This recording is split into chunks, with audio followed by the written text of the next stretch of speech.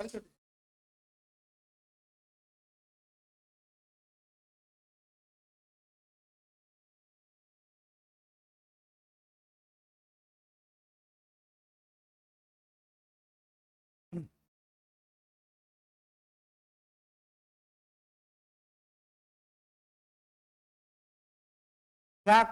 Changes है बताओ, जो तुम लोग का वही, इसी में क्या दिक्कत, मान लो यही सवाल हम कह रहे हैं, हम ही सवाल बना दिए, इसी सवाल को सॉल्व करना, छोड़ो जो भी है, ठीक है।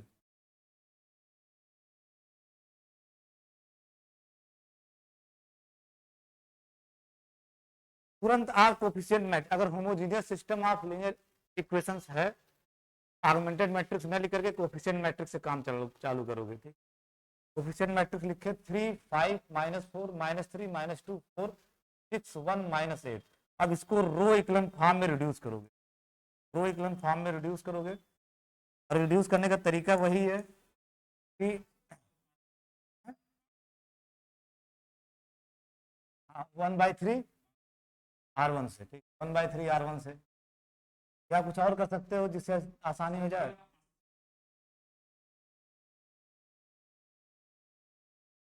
चलो ठीक, R1 is replaced by 1 by, मतलब इसको 1 कर दिया जाए पहले, ठीक। कि ये बराबर नहीं लिखते, जब रो ऑपरेशन लगाते तो अगली ये वाली मैट्रिक्स अगली वाली मैट्रिक्स के रो इक्विवेलेंट होगा, रो इक्विवेलेंट होगा। तो ये रो इक्विवेलेंट किसके आया? 1 5/3 -4/3। बाकी कॉपी पेस्ट -3 -2 4 6 1 -8। अब इसको पकड़े, यही काम हमेशा करोगे, गोला किया और इसके नीचे जीरो करने की कोशिश करो, क्योंकि इक्विवेलेंट फॉर्म में होता है क्या है, पिवोट कॉलम में, ये पिवोट कॉलम बनाने जा रहे हो तो नीचे सब जीरो करोगे, तो जब जीरो करोगे तो क्या आएगा आपका? R2 is replaced by R2 plus 3R1, और यहां जीरो करना है, जिसका मतलब R3 is replaced by R3 माइनस 6R1।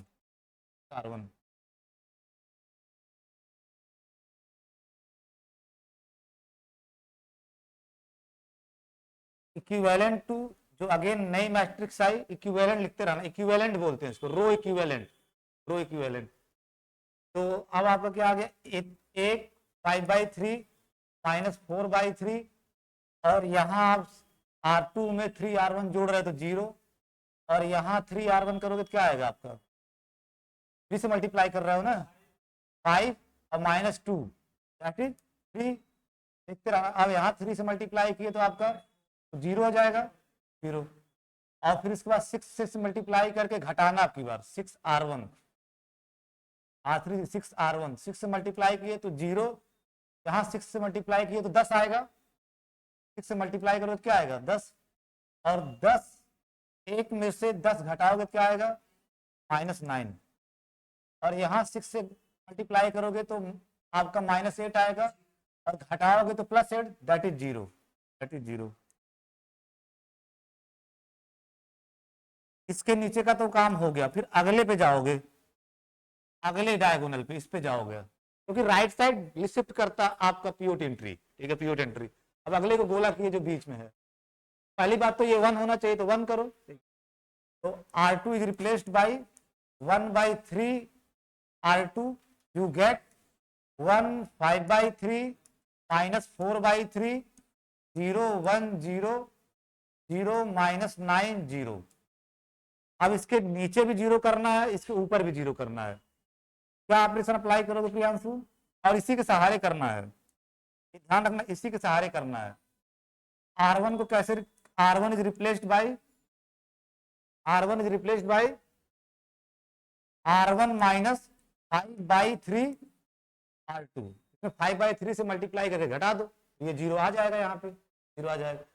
और ये जीरो कब आएगा? तो R3 is replaced by R3 + 9 R2, 9 से मल्टीप्लाई करके जोड़ोगे तो नीचे जीरो आ जाएगा इसके।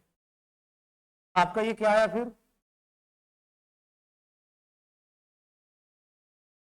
5/3 से मल्टीप्लाई तो 1, बाकी तो जीरो जीरो है ना, तो कोई चीज लाएगा नहीं, तो 1 और यहाँ आपका 0, तो 5/3 से मल्टीप्लाई, और यहाँ आपका क्या रहेगा -4/3, तो कोई दिक्कत ही नहीं है। ठीक है, ये वाले ऑपरेशन से अप्लाई किए इस पे। अब R3 रिप्लेस बाय R3 + 9, तो R3 में 9 R2 जोड़ोगे तो यहाँ तो यहाँ 0 0 है, तो आपका ये क्या आ जाएगा लास्ट वाला रो। ये तो ऐसे कॉपी पेस्ट कर लो, R2 तो वैसे ही रहेगा 0 1 0 0 0 0 0। अब जो इक्वेशन है क्या इक्विवेलेंट फॉर्म में, ये जो इक्विवेलेंट फॉर्म की सारी कंडीशन सेटिस्फाई कर रहा है इक्विवेलेंट फॉर्म। अब इससे आगे जाना नहीं है, इक्विवेलेंट फॉर्म में जो ही आ गया तो रिड्यूस्ड इक्वेशन जो होगा आपका, यानी ए से आप ए डैश में आ गए, ये ए डैश है, ए का इक्विवेलेंट फॉर्म में रिड्यूस कर लिए ए डैश में। अब इसके करस्पॉन्डिंग आप ए डैश एक्स इक्वल टू 0 लिखोगे, ए डैश एक्स इक्वल टू 0 जो था, अब ए डैश एक्स इक्वल टू 0, तो इसके करस्पॉन्डिंग आप तुरंत वेरिएबल यहाँ ऊपर लिख दिया करो एक्स वाई जेड। ठीक है, तो ए डैश एक्स इक्वल टू 0 जब निकालोगे तो आपका क्या आएगा x -4/3 z इक्वल टू 0, और यहां से क्या आएगा आपका y इक्वल टू 0, केवल y ही तो है, y इक्वल टू 0। तो जो आपका given homogeneous system of linear equations था वो कितने साधारण में रिड्यूस हो गया, सिंपल में। ठीक है, y इक्वल टू 0। ठीक है, y इक्वल टू 0, इसको थोड़ा सॉल्व कर लो। ठीक है, हाँ 3x -4z इक्वल टू 0 और y इक्वल टू 0। इसमें फ्री वेरिएबल कितने हैं, y तो फिक्स हो गया 0, ये तो बदलेगा ही नहीं। फ्री वेरिएबल कितने हैं, अब फ्री वेरिएबल पहचानो कैसे, वही ट्रिक है। पिवोट कॉलम कौन कौन से इसमें, पिवोट कॉलम P1 जिसमें पिवोट एंट्री आ रही होगी, पिवोट एंट्री यहाँ, पिवोट एंट्री, तो ये दोनों कॉलम क्या है आपके पिवोट कॉलम। जिसमें पिवोट एंट्री नहीं आ रहा है वो नॉन पिवोट कॉलम। इसका मतलब फ्री वेरिएबल आपका क्या होगा जेड, नॉन पिवोट के कॉलम के करस्पॉन्डिंग जो वेरिएबल होगा वही फ्री वेरिएबल होगे। ठीक है, तो हियर आपका जो नॉन पिवोट कॉलम के करस्पॉन्डिंग वेरिएबल है जेड वो फ्री वेरिएबल, और जो पिवोट कॉलम के करस्पॉन्डिंग वेरिएबल है ठीक है वो आपके बेसिक वेरिएबल होंगे, जिसमें से y ऑलरेडी आपको पता है। हियर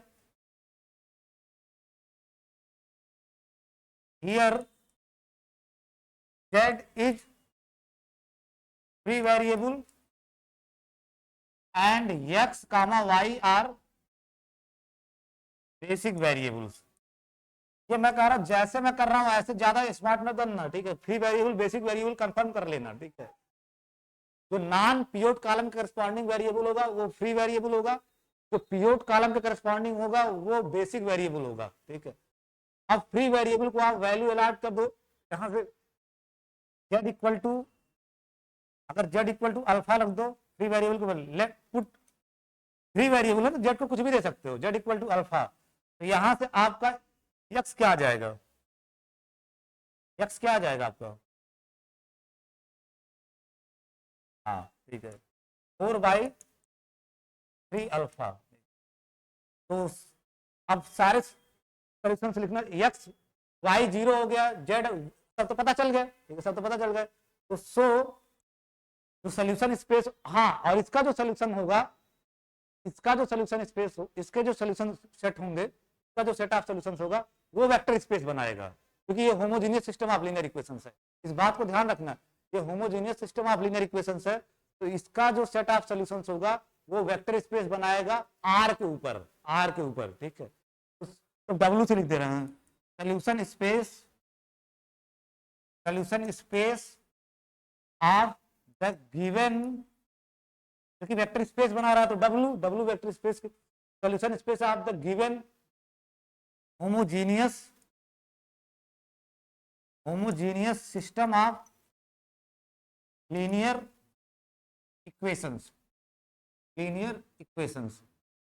क्या आएगा तो R3 में ही सोल्यूशन। ठीक है, तो x y z, और x आपका क्या है लिख दो, दो लाइन कर, आप पहले लिखोगे x y z from R3 such that x equal to 4/3 alpha. ठीक है, 4/3 अल्फा, और y इक्वल टू 0, y आपका 0 है, y देखो यहां से 0 है, y इक्वल टू 0, और z इक्वल टू अल्फा। यानी ऐसे सारे R3 के एलिमेंट जो ये कंडीशन सेटिस्फाई कर रहे हैं, x equal to 4/3 alpha, y equal to 0, z equal to, अब x y z की जगह ये रख दो तो आपका क्या हो जाएगा, ये x की जगह 4/3 अल्फा और y की जगह 0 और z की जगह अल्फा। और अल्फा कहां वैरी करेगा? अल्फा कोई भी रियल नंबर हो सकता है। जितने भी आपको सवाल दिए जाएंगे ना आपके क्वेश्चन पेपर में, वो आर फील्ड के ऊपर है। तो alpha varies over R, alpha varies over R. तो यहां से यही पूरे सोल्यूशन होंगे। अब एक चीज बताओ, अगर 4/3 अल्फा 0 अल्फा सोल्यूशन है किसका? गिवन होमोजेनियस डिफरेंशियल इक्वेशन का। 4/3 अल्फा 0 अल्फा, तो 3 से मल्टीप्लाई करने के बाद नहीं सोल्यूशन हो जाएगा? सोच के बताना, अगर ये सोल्यूशन है तो 3 से मल्टीप्लाई करने के बाद क्या सोल्यूशन नहीं रहेगा? बिल्कुल रहेगा। ठीक है, तो जिससे ये आपका बड़ा फ्रैक्शन वैक्शन न जैसा दिखे, क्योंकि homogeneous system of linear equation है। क्योंकि 4/3 अल्फा का सेटिस्फाई कर रहा है, 4/3 अल्फा का सेटिस्फाई कर रहा है। जो भी इक्वेशन था, इक्वेशन क्या था मैं भूल गया। ठीक है, तो उसमें तो आपका जो 3 से मल्टीप्लाई करने के बाद आएगा 4 alpha 0 3 alpha, alpha belongs to R. ये ऐसे लिख सकते हो, जब भी फ्रैक्शन आए तो फ्रैक्शन को हटा लोगे। बस ये ध्यान रहे कि ये homogeneous system of linear equation का सॉल्यूशन है, तब आप स्केलर मल्टीप्लिकेशन लिख सकते हो। क्यों? क्योंकि वेक्टर स्पेस बनाता है। रीजन बहुत सिंपल है, क्योंकि वेक्टर स्पेस बनाता है। तो अगर ये डब्ल्यू में है तो इसका स्केलर मल्टीप्लिकेशन भी डब्ल्यू में रहेगा। बात समझो, डब्ल्यू आपका सब स्पेस, डब्ल्यू आपका वेक्टर स्पेस है, और अगर ये डब्ल्यू में है इसका स्केलर मल्टीप्लिकेशन भी आपका डब्ल्यू में ही रहेगा, क्योंकि ये सब स्पेस है, वेक्टर स्पेस है। तो 3 टाइम्स भी इसी में होगा। अगर ये सब स्पेस है, डब्ल्यू इज ए सब स्पेस, सोल्यूशन स्पेस सब स्पेस ऑफ R3 सब स्पेस है, तो 4/3 R3 ओवर R इसका सब स्पेस है। डब्ल्यू आपका R3 ओवर R का सब स्पेस है। अगर 4/3 अल्फा 0 अल्फा आपका डब्ल्यू में है, तो सब स्पेस की डिफिनेशन से इसका स्केलर मल्टीप्लिकेशन भी इसी के अंदर रहेगा। तो 3 इंटू 3 स्केलर मल्टीप्लिकेशन 4/3 अल्फा कामा 4/3 अल्फा कामा 0 कामा अल्फा भी आपका डब्ल्यू के अंदर ही रहेगा। रहेगा नहीं, सब स्पेस है, क्योंकि सब स्पेस है तो स्केलर मल्टीप्लिकेशन से क्लोज होगा ना। ठीक है, और 3 आपका फील्ड का एलिमेंट है, 3 रियल नंबर है तो फील्ड का एलिमेंट है। तो आपका जब 3 से मल्टीप्लाई करोगे तो आपका क्या आ जाएगा? 4 अल्फा 0 3 अल्फा भी आपका डब्ल्यू में ही रहेगा। सब स्पेस होने की वजह से नॉन होमोजीनियस में काम नहीं कर सकते। Homogeneous system of linear equations का अगर सोल्यूशन है, वहां फ्रैक्शन है, तो फ्रैक्शन को आप हटा सकते हो। कैसे? वो पूरी कहानी मैं यहां समझा दिया हूं। पूरी कहानी मैं समझा देता हूं तब मैं वहां लिखता हूं। ठीक है,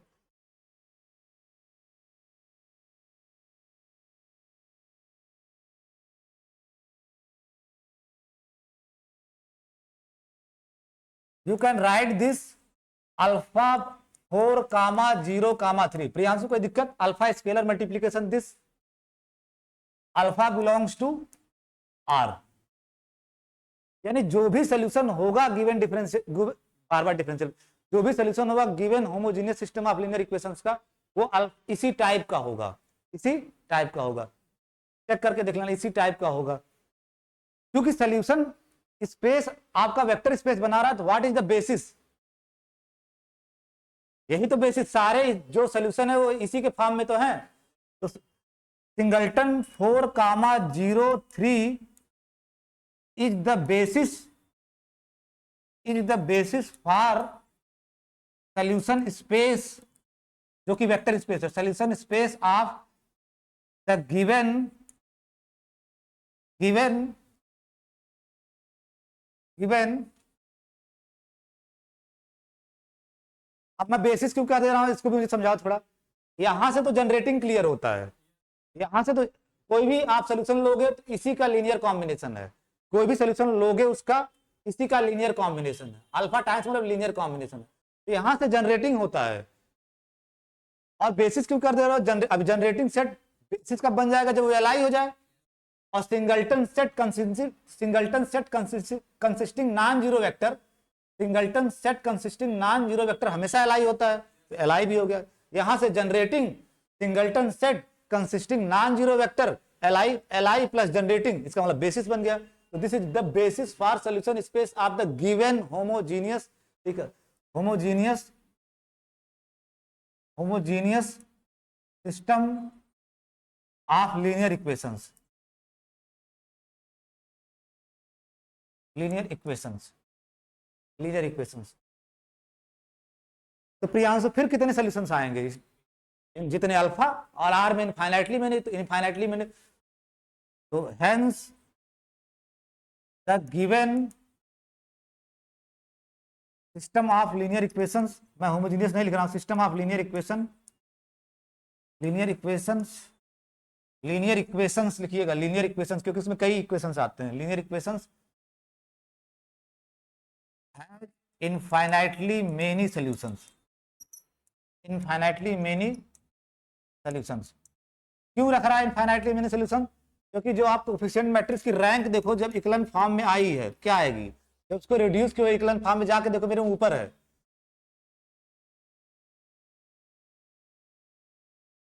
2 है ना, 2 नॉन जीरो रो है, तो रैंक ऑफ 2, रैंक जो आया एक वो क्या होगा इक्विवेलेंट फॉर्म में जो नॉन जीरो रोज, तो 2 नॉन जीरो है।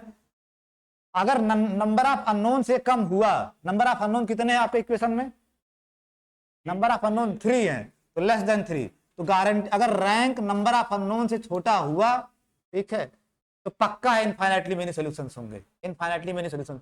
अगर homogeneous system of linear equations है तो हमेशा सॉल्यूशन होगा, क्या बात है, ठीक है।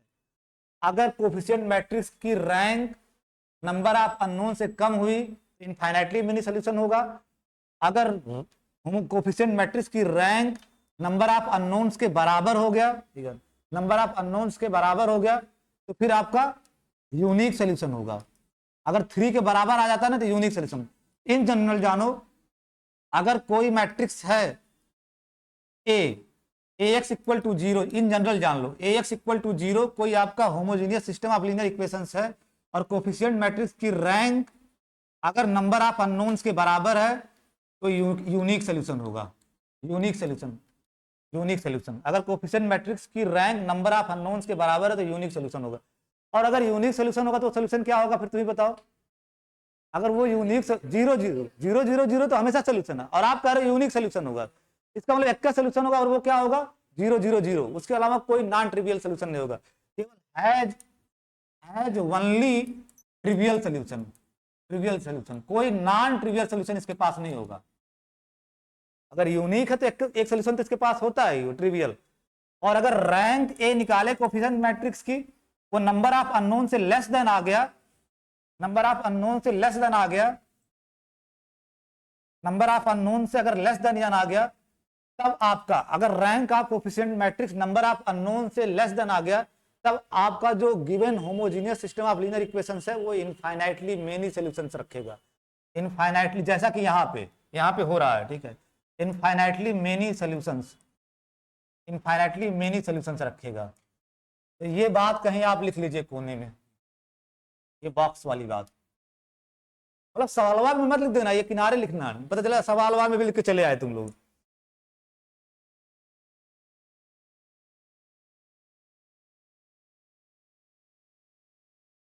इनकंसिस्टेंट होने का तो सवाल ही नहीं है। अगर homogeneous system of linear equations है तो कंसिस्टेंट हमेशा होगा। अब यूनिक होगा कि इनफाइनाइटली मेनी सॉल्यूशन होगा, वो कोफिशिएंट मैट्रिक्स की रैंक डिफाइन करेगी। कोफिशिएंट मैट्रिक्स की रैंक अगर नंबर ऑफ अननोन्स के बराबर है तो यूनिक सॉल्यूशन होगा, मींस ओनली ट्रिवियल सॉल्यूशन होगा। अगर कोफिशिएंट मैट्रिक्स की रैंक अननोन से छोटी है, लेस देन है, तो इनफाइनाइटली मेनी सॉल्यूशंस होगा। जैसा कि इस केस में आपके इनफाइनाइटली मेनी सॉल्यूशंस आ रहे हैं, क्योंकि यहाँ जो रैंक आ रहा था, यहाँ जो रैंक आ रहा था आपके इस सवाल में वो 2 आ रहा था, और नंबर ऑफ अननोन 3 है, उससे छोटा है, इनफाइनाइटली मेनी सॉल्यूशन। कितने एलआई सॉल्यूशंस हैं भाई, बेसिस वाला ही तो है, और वो एलआई सॉल्यूशन क्या है 403, जो बेसिस है वो एलआई भी तो है। अगर आपसे पूछे एलआई सॉल्यूशन बताओ तो वही 403 ही एलआई सॉल्यूशन है इसका, एक ही LI. Number of unknown minus rank A, number of unknown आपके सवाल में 3, रैंक क्या है एक, रैंक क्या है 2, इसका मतलब एक एलआई सॉल्यूशन होगा, और वो एलआई सॉल्यूशन क्या है 403, 403 यही एलआई सॉल्यूशन। बाकी सारे सॉल्यूशन इसके लीनियर कॉम्बिनेशन होंगे, बाकी सारे सॉल्यूशन इसके लीनियर कॉम्बिनेशन होंगे। अब हमें लगता है कोई भी सवाल किसी तरह से वो पूछ लें, आपसे गलत नहीं होगा अगर आप ये सारी बातें गहराई से समझ रहे हो, ठीक है। तो अब नेक्स्ट आप लिखो।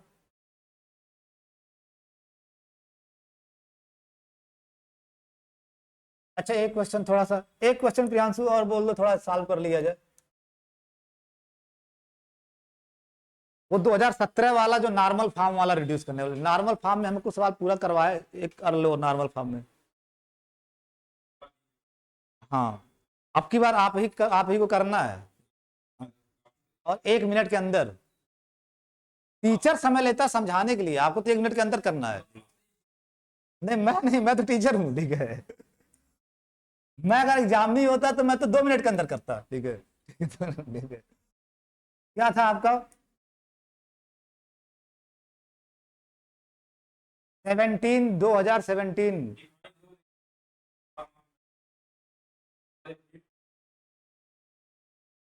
नॉर्मल फॉर्म वाला सवाल बोलना है, पता नहीं क्या बोल रहे हो।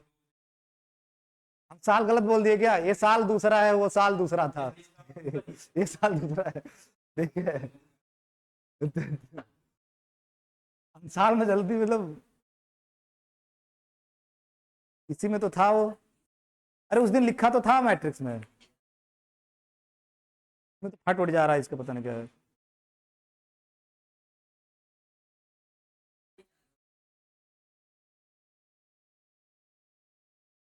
नहीं नहीं, ये 15 में था, 15 में था ये 3A वाला। ए आपका क्या था? हाँ, 1 1 2।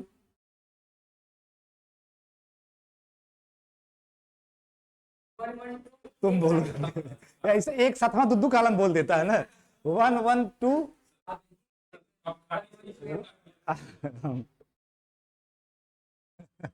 तुम इतने बदमाश हो तुम लोग, ठीक, बदमाशी। 1 1 2। ये प्रियांशु बदमाशी करता है। 1 1 2 1। अच्छा, दूसरा कॉलम 4x4 के मैट्रिक्स नहीं है क्या वो? तब ये तो बहुत हलवा सवाल है। एक सवाल था जिसमें मैट्रिक्स थोड़ी बड़ी थी। ठीक है। नहीं नहीं, खोजो एक जिसमें 4x4 की मैट्रिक्स है। थोड़ा बड़ा वाला मैं करवाना चाह रहा था, जो बड़ा वाला हो जाए तो फिर छोटा वाला सब हो जाएगा। ठीक है, एक बड़ा वाला उस दिन तो लिखा था मैं यार, ठीक है।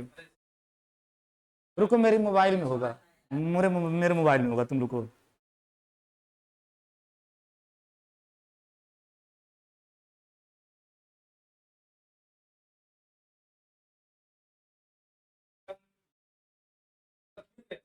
मिल गया?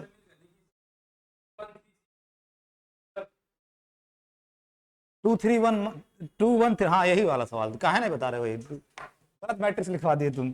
सबसे बड़ा वाला करो तो बाकी छोटा वाला तो हो ही जाएगा, ठीक है। 2।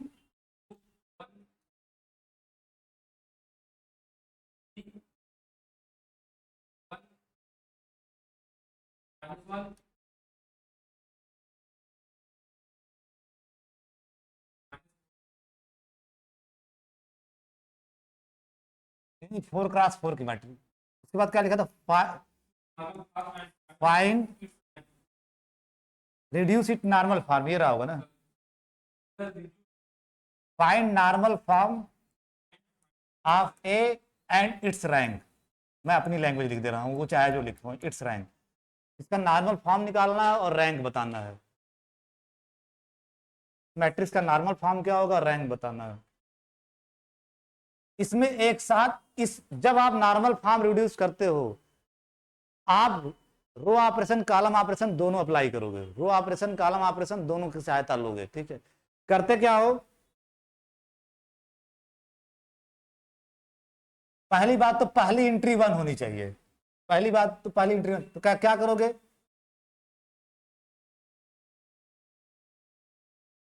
इसी से सॉल्व करते सोल्यूशन में। ये इक्विवेल यही मैट्रिक्स यहां एक बार लिख लेना, इक्विवेलेंट टू R1 और R2 को इंटरचेंज कर दो। इसी मैट्रिक्स में R1 और R2 को इंटरचेंज कर दो, तो आपकी इक्विवेलेंट रो इक्विवेलेंट यानी इक्विवेलेंट मैट्रिक्स आएगी आपकी 1 -1 -2 -4। साथ साथ आप कैलकुलेशन ध्यान से देखते रहिएगा। 2 3 -1 -1। सिर्फ R1 R2 को इंटरचेंज कर रहे हो जिससे 1 आ जाए पहले। बाकी दोनों रोज आप R3 R4 कॉपी पेस्ट। 3 1 3 -2 6 3 0। हाँ, 6 3 0 -7। प्रियांशु देखते रहना, तुम थोड़ा सतर्क ज्यादा रहते हो, ठीक है। अब इसके बाद नॉर्मल फॉर्म में क्या करना होता है, इसको गोला करोगे, इसके नीचे का भी 0 करोगे और इसके आगे का भी 0 करोगे। नीचे का 0 करने के लिए रो ऑपरेशन अप्लाई करोगे और आगे का 0 करने के लिए कॉलम ऑपरेशन। तो पहले नीचे का 0 करते हैं, तो कैसे नीचे का 0 आएगा, R2 is replaced by R2 minus 2R1, R3 is replaced by R3 minus 3R1, R4 is replaced by R4 minus 6R1। जो गोला किए हो सबको इसी के सहारे नीचे 0 करोगे, इसी के सहारे। मैं बार बार कहता हूं, जिसको गोला करते हो उसी रो के सहारे नीचे 0 करोगे। तो दिस इज इक्विवेलेंट टू, क्या आएगी मैट्रिक्स आपकी, 1 -1 -2 -4। अब इसमें से आप 2 मल्टीप्लाई करके घटाओ, इसमें 2 पहले रो में 2 मल्टीप्लाई, तो 0, और यहां 2 मल्टीप्लाई करोगे घटाओगे क्या आएगा, घटाना 2 5 5। अब फिर यहां 2 मल्टीप्लाई करोगे घटाओगे, यहां 2 मल्टीप्लाई करोगे और -3, और यहां 2 मल्टीप्लाई करोगे घटाओगे,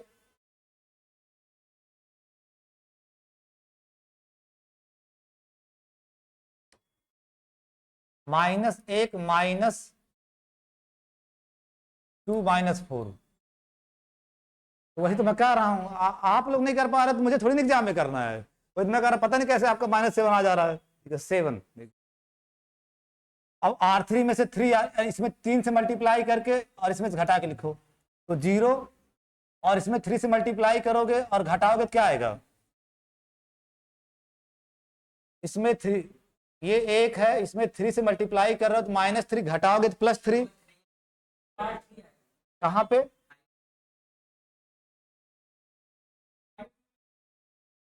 -2,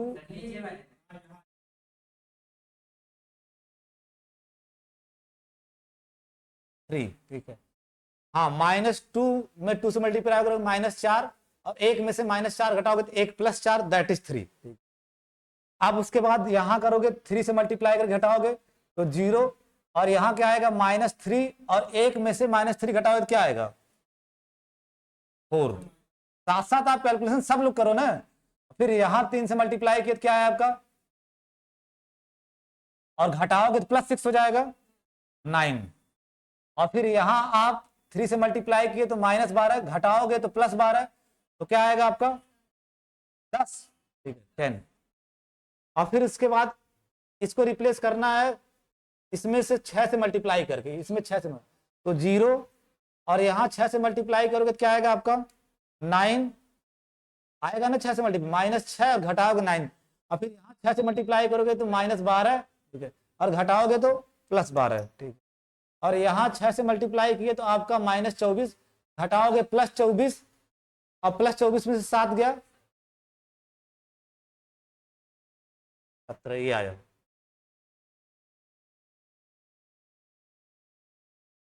एक चीज यहां से तुम देख रहे होगे, ठीक है, अगर इन दोनों रो को जोड़ रहे हो, R2 और R3 को जोड़, R2 और R3 को जोड़ोगे तो R4 मिल जा रहा है नहीं, फिर इतना बताओ ध्यान से, दिख रहा होगा आपको, 5 4 9 9 3 12 10 7 17 और 0 + 0 तो आ रहा है।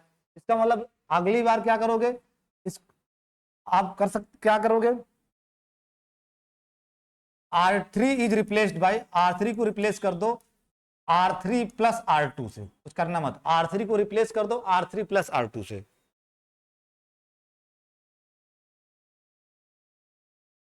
आप दूसरा वाइस वर्सा भी कर सकते हो, R2 को रिप्लेस कर देते R2 + R3 से, वो भी कर सकते हो, ठीक है। तो R3 is replaced by R3 + R2, तो आपका क्या आएगा, इक्विवेलेंट टू 1 -1 -2 -4। आप लोग मेरे साथ यहां देखा करो, कॉपी में क्यों सॉल्व करते हो, 0, ठीक है, और ये आपका 5, ये 3, ये 7, अब फिर जोड़ोगे तो क्या आएगा, 0 + 0 0 + 0 5 + 4 9 9 + 3 12 7 प्लस, और ये आपका नीचे 0। अब दो आपके रोज बराबर हो गए, R3 और R4 बराबर हो गए, तो आप घटा दो, R4 is replaced by R4 minus R3.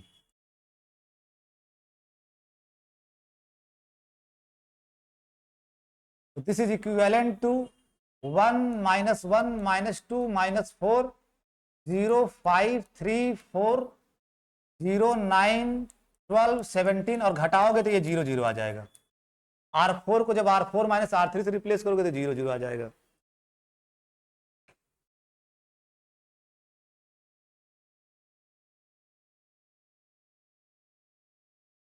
अब नेक्स्ट काम क्या है कि इस एक के आगे का सब जीरो करना है। अब आपको कॉलम ऑपरेशन अप्लाई करना होगा। तो C2 is replaced by C2 plus C1। यहां जीरो कब आएगा? जब इसमें इस कॉलम को जोड़ दोगे। C2 is replaced by C2 plus C1। C3 is replaced by C3 plus 2C1। C4 is replaced by C4 plus 4C1।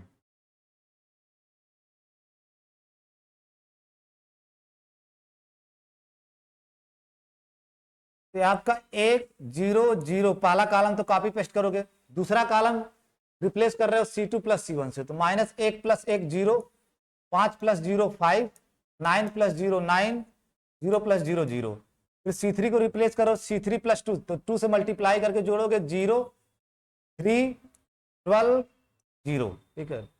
अब फिर उसके बाद इसमें C4 को रिप्लेस कर रहे हो C4 में 4C1, तो माइनस यहाँ 0 आ गया 4 से मल्टीप्लाई करने पे, और ये 4 17 और आपका ये आप 0।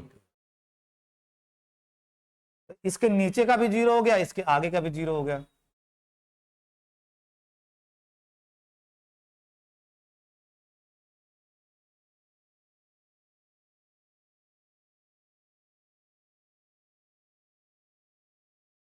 अब क्या करोगे?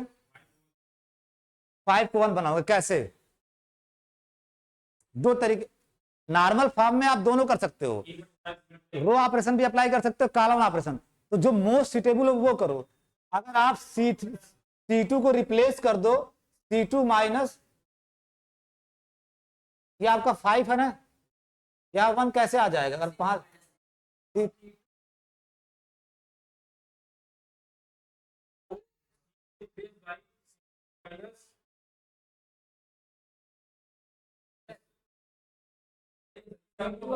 ये क्या, ये जो लिखे हो यहां तक तो कोई गड़बड़ी नहीं है ना? मैं बता रहा हूं क्या करना है। C2 इज रिप्लेस्ड बाई, हाँ बहुत C2 minus C4, C2 minus C4। ठीक है, C2 माइनस C4। अगर गलत नहीं होगा तो, अगर कहीं गड़बड़ी की होगी तो फिर अपना भुगतोगे। ठीक है, C2 minus C4। This is equivalent to 1 0 0 0। जब आप कॉलम ऑपरेशन करते हो तो कॉलम वाइज लिखो 1 0 0, और C2 को रिप्लेस कर रहे हो C2 माइनस C4, तो 0 माइनस 0 0, 5 में से 4 गया 1, और उसके बाद 9 में से 17 गया।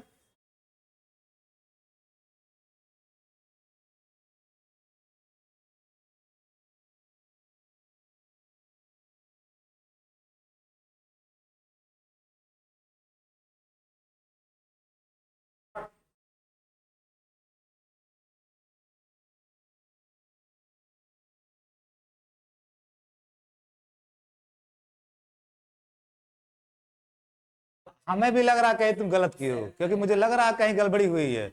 तो मुझे पहले ही महसूस हो रहा है, इंट्यूशन बोल रहा है गड़बड़ी किए हो आप लोग। कहाँ गड़बड़ी हुई है? ये 7 है ना ऊपर।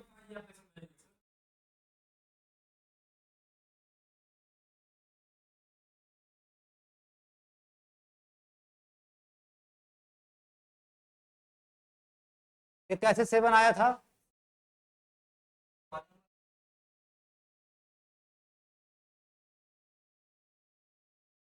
अच्छा, यही गड़बड़ी किए थे ना, यहां से गड़बड़ी कर। आप जो भी काम किए थे वो R3 को रिप्लेस किए थे, तो R2 as it is copy paste रहेगा ना। जब आप काम किए तो R3 को केवल रिप्लेस किए थे, यहाँ पे यही गड़बड़ी की यहीं पे। वही मैं कह रहा हूं, मुझे ये केवल R3 को रिप्लेस कर रहे हो आप। R3 को रिप्लेस कर रहे हो तो R2 तो एज इट इज रहेगा, तो 0537, ये आपका 7, यही तो सब मामला गड़बड़ किया, तो ये 7, बाकी सब आपका सही है, तो यहां भी 7 करो।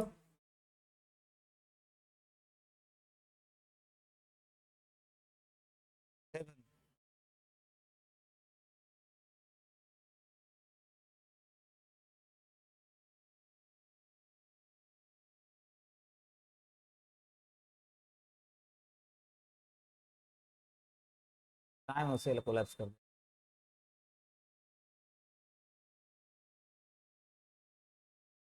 और भी जगह कहीं कहीं गड़बड़ी हुई है।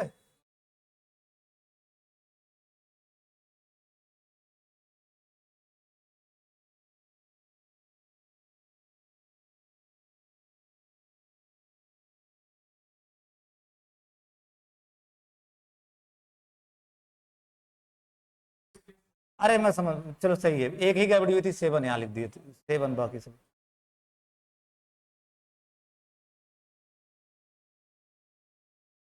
अब मैं बोल रहा हूँ, आप लोग कुछ मत बोलिए, ठीक है, सब गड़बड़ सड़बड़ बोलते हो, अब मुझे बोलने दो, सिर्फ आप लोग हाँ देखिएगा कहीं।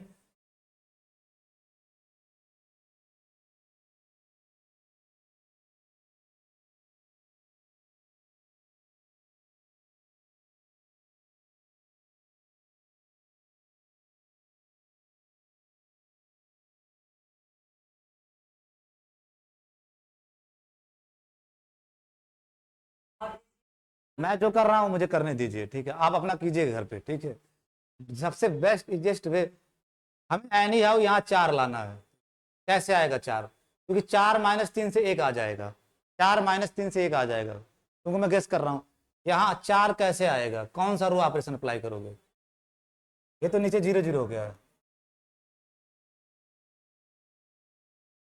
यहाँ आपको 4 लाना है तो क्या करोगे? R2 is replaced by R4 - R2, आ जाएगा नहीं? R4 को रिप्लेस, R2 को रिप्लेस कर दिया, अरे R3, R2 को रिप्लेस कर दिया, ये 9 है आपका, ये ध्यान करना 9, तो 9 में से 5 जाएगा, तो R2 को रिप्लेस कर दिया, R3 - R2, यू गेट 1 0 0 0। अब आप 9 में से 0 गया 0, 9 में से 5 गया 4, 9 में से 5 गया 4, और ये आपका कितना कितना आगे जाएगा ये?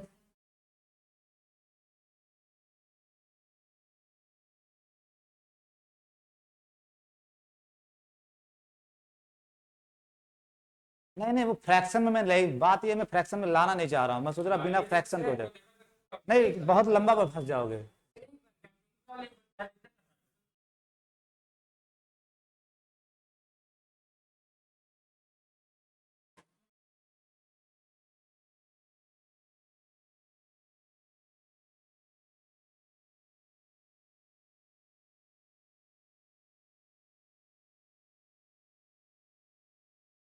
C2 को रिप्लेस कर दो C3, तो 1 0 0 0, और C2 is replace by C3, यानी 0 + 0 5 + 3 8, ठीक है, और आपको बढ़ 21 0, और ये आपका 3 12 0 7 17 0 17 0।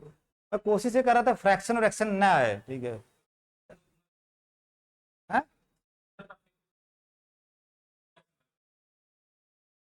अच्छा ठीक है, आप एज इट इज जैसे आपको करना होगा कर लीजिए, मेरा कोशिश अब ये करना कि 8 में से 7 घटा देना, ठीक है। हाँ, तो उसके बाद एक करके फिर उसके नीचे 0 करना, ठीक है, 0 करना, जैसे भी आप करना करना, इसमें आपके पास चॉइस है कि आप रो ऑपरेशन कॉलम ऑपरेशन सब अप्लाई कर सकते हो, रो ऑपरेशन कॉलम ऑपरेशन।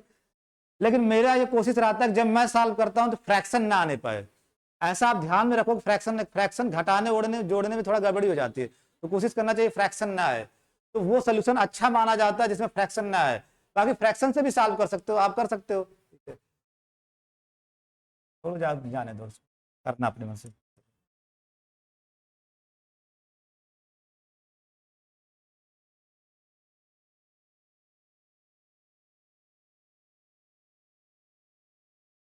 काब साथ मैप चाहिए, काब सब वही वही इनर प्रोडक्ट स्पेस।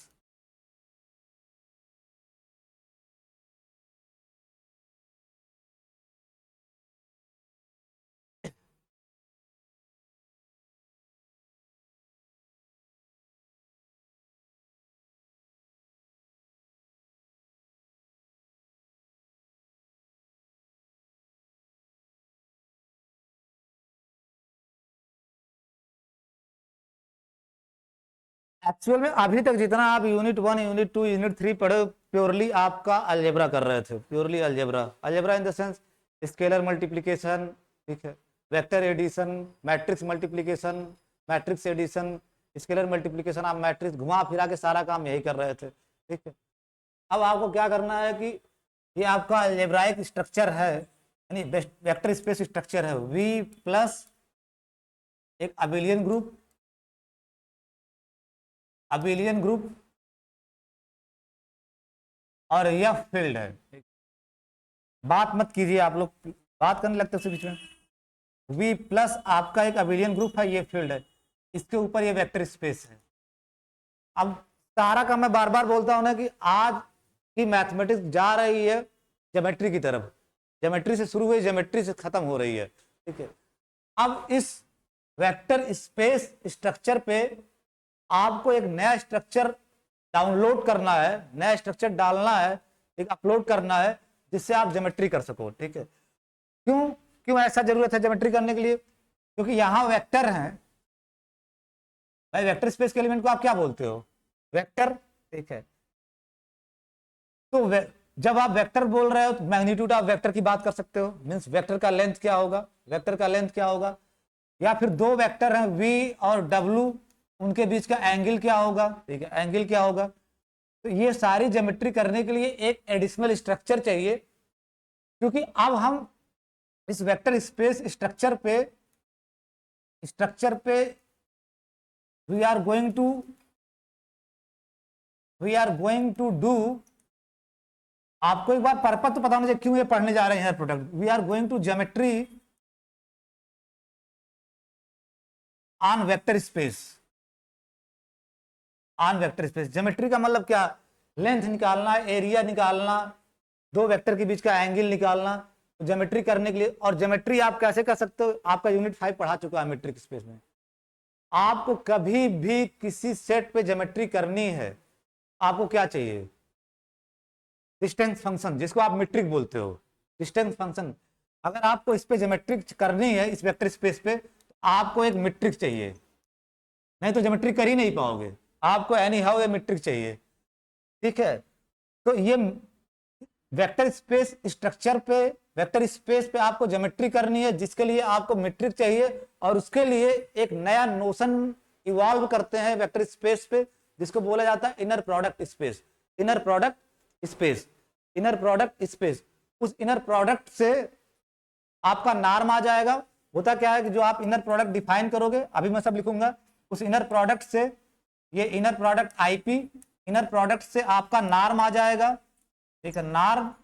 और इस नॉर्म से आपकी एक मीट्रिक आ जाएगी, नॉर्म से मीट्रिक आ जाएगी। और जब मीट्रिक आ जाएगी तो ज्योमेट्री कर सकते हो। कहानी यही है पूरे चैप्टर की। आप एक इनर प्रोडक्ट डिफाइन करोगे इसके ऊपर, उस इनर प्रोडक्ट से नॉर्म आ जाएगा। नॉर्म मतलब जो मॉड पढ़ते हो फर्स्ट ईयर में, उसका जनरलाइजेशन। और उस नॉर्म से एक मीट्रिक आ जाएगी, और फिर जब मीट्रिक आ जाएगी तो इसमें ज्योमेट्री कर सकते हो। तो why we read inner product space? कारण यह है कि जब हमें वेक्टर स्पेस पे ज्योमेट्री करना होता है, अब काम खत्म अलजेब्रा का। अब ये basically inner product space algebra वालों के लिए पर्पस का काम नहीं है, इसलिए अलजेब्रा वाले ज्यादा समय नहीं यहाँ बर्बाद करते हैं, जो बेसिक अलजेब्राइस्ट होते हैं। ये हम लोगों के लिए ज्यादा जरूरी है, जो ज्योमेटर हैं, जैसे हम रिमानिंग ज्योमेटर, क्योंकि हमें मीट्रिक चाहिए। अब मीट्रिक तब आएगी जब एक एडिशनल स्ट्रक्चर, जिसको हम इनर प्रोडक्ट बोलेंगे, इस पे आए और उससे एक नॉर्म आ जाएगा, उस नॉर्म से एक मीट्रिक आ जाएगी। और मीट्रिक आ जाएगी तो आप ज्योमेट्री कर सकते हो। ज्योमेट्री करने का मतलब एरिया निकाल लेना, लेंथ बता लेना, दो वेक्टर के बीच का एंगल बता लेना। ये सारी बातें आप तभी बता सकते हो जब तक कि आपके पास डी ना आ जाए। जब तक कि आपके पास डी ना आ जाए तो डायरेक्ट तो मीट्रिक आएगी नहीं, उससे पहले एक इनर प्रोडक्ट का नोशन डालोगे, फिर उससे नॉर्म, फिर मीट्रिक, ठीक है, फिर मीट्रिक। अब इनर प्रोडक्ट का नोशन आया कहाँ से, आसमान तो से टपका नहीं होगा। मैं बार बार कहता हूँ आसमान से तो आप तो फेंके नहीं हुए होगे। जैसे सपोज मेरे पापा का नाम जो भी है, ठीक है, उनका मैं बेटा हूं, क्या डायरेक्ट फेंका गया हूं क्या? हम कहते हैं तुमको डायरेक्ट खेत से उठा लाए थे, ऐसे ऐसा नहीं है खेत से उठा लाए थे, ठीक है। तो इसका मतलब कि अगर आपको इस पे इनर इनर प्रोडक्ट डालना है तो कहीं ना कहीं से आइडिया आपको लेना है, ठीक है। तो जब आप R2 में काम करते हो, R2 में R2 over R classical vectors,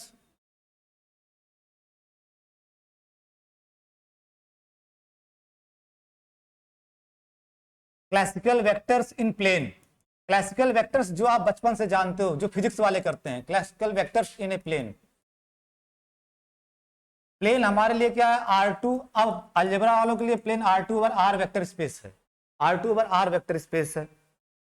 इसमें जब आप दो वेक्टर लिए, एक वेक्टर ए और एक वेक्टर बी, ठीक है, एक वेक्टर बी, एक वेक्टर बी, इसमें दो प्रकार के मल्टीप्लीकेशन होते हैं। कोई बता सकता है? वेक्टर्स के बीच में, क्लासिकल वेक्टर के बीच में दो प्रकार के प्रोडक्ट होते हैं, एक डॉट प्रोडक्ट, डॉट प्रोडक्ट, और एक क्रॉस प्रोडक्ट। क्रॉस प्रोडक्ट यानी डॉट प्रोडक्ट को आप ऐसे लिखते हो और क्रॉस प्रोडक्ट को आप ऐसे लिखते हो। क्रॉस प्रोडक्ट से एक नया वेक्टर आता है, ये वेक्टर होता है, और डॉट प्रोडक्ट से क्या आता है, रियल नंबर, जो कि फील्ड है यहाँ पे, जो कि फील्ड है, यानी स्केलर। ये एक स्केलर आएगा, स्केलर, और यहाँ स्केलर मतलब रियल नंबर, एलिमेंट, स्केलर मतलब element of R, element of R, ये ए डॉट भी एलिमेंट ऑफ आर होगा। डॉट प्रोडक्ट से हमेशा रियल नंबर आता है। अब आप देखो डॉट प्रोडक्ट की खासियत क्या होती है कि अगर ए वेक्टर है प्लस बी वेक्टर है, ये टीचर आपको करवाते होंगे, यहाँ भी फिजिक्स में करवाते होंगे, वहां भी, A vector B vector, vector का plus A plus B vector dot C vector क्या आता है, ए डॉट सी प्लस, हाँ बहुत तेजी तुम बताते हो, बी डॉट सी। पहली प्रॉपर्टी ये सेटिस्फाई करता है, dot product, dot product vector addition के ऊपर डिस्ट्रीब्यूट करता है, डॉट प्रोडक्ट वेक्टर स्पेस के ऊपर डिस्ट्रीब्यूट करता है, ठीक है। ठीक, अगर मैं इस तरह से लिख दूं अल्फा ए plus beta B dot product C, तो आप क्या लिखोगे? अल्फा ए क्या करता है, कोई बताए? अल्फा ए क्या करता है? ए वेक्टर को स्केल करता है, स्केलर मल्टीप्लीकेशन। अगर मान लो ये वेक्टर ए है आपका, पहली बात तो तीर यहां नहीं बनाना चाहिए, तीर यहां बनाने मतलब आपके वेक्टर की लेंथ बढ़ जाएगी। ये जो अच्छे फिजिसिस्ट होते हैं वो आपको बताते हैं कि तीर यहां नहीं बनाना है, आधे लोग तीर यहां बनाते हैं, जो ही तीर आप बनाओगे तो कुछ ना कुछ लेंथ बढ़ जाएगी, या कुछ ना कुछ लेंथ बढ़ जाएगी। जब भी आप वेक्टर लिखोगे तो हमेशा बीच में तीर बनाते हैं, बहुत आधा अनडब्बू आदमी तीर यहाँ बनाते हैं, ठीक है। और यहाँ भी नहीं, ताव में तीर लाइन यही रुकी है, तीर यहाँ बना दिए, ठीक है, तीर यहाँ बना दिए। तीर हमेशा बीच में बनाना चाहिए, क्योंकि थोड़ी सी भी तीर बनाओगे ना तो जो वेक्टर उसका लेंथ बढ़ जाएगा, मैग्नीट्यूड बढ़ जाएगा उसका, ठीक है। तो उस चीज को आप ध्यान में रखिएगा। तो ये जब आप स्केल करते हो मीन्स अगर आपका ये वेक्टर, वेक्टर ए है, वेक्टर ए है, अगर आप 2a करोगे तो इसका मतलब क्या होगा, डायरेक्शन तो सेम रहेगा, बस ये लेंथ इसकी डबल हो जाएगी, 2a वेक्टर। और अगर हाफ ए कर दोगे तो क्या हो जाएगा, आधी हो जाएगी लेंथ, ठीक है। तो ये स्केल करता है ना, तो स्केलर मल्टीप्लीकेशन है, स्केलर मल्टीप्लीकेशन। ये इक्वल टू आता है alpha a dot c plus beta B dot c. तो ये वाली प्रॉपर्टी हटा रहा हूं, उसका जनरल वर्जन ये लिख दिया हमने, ठीक।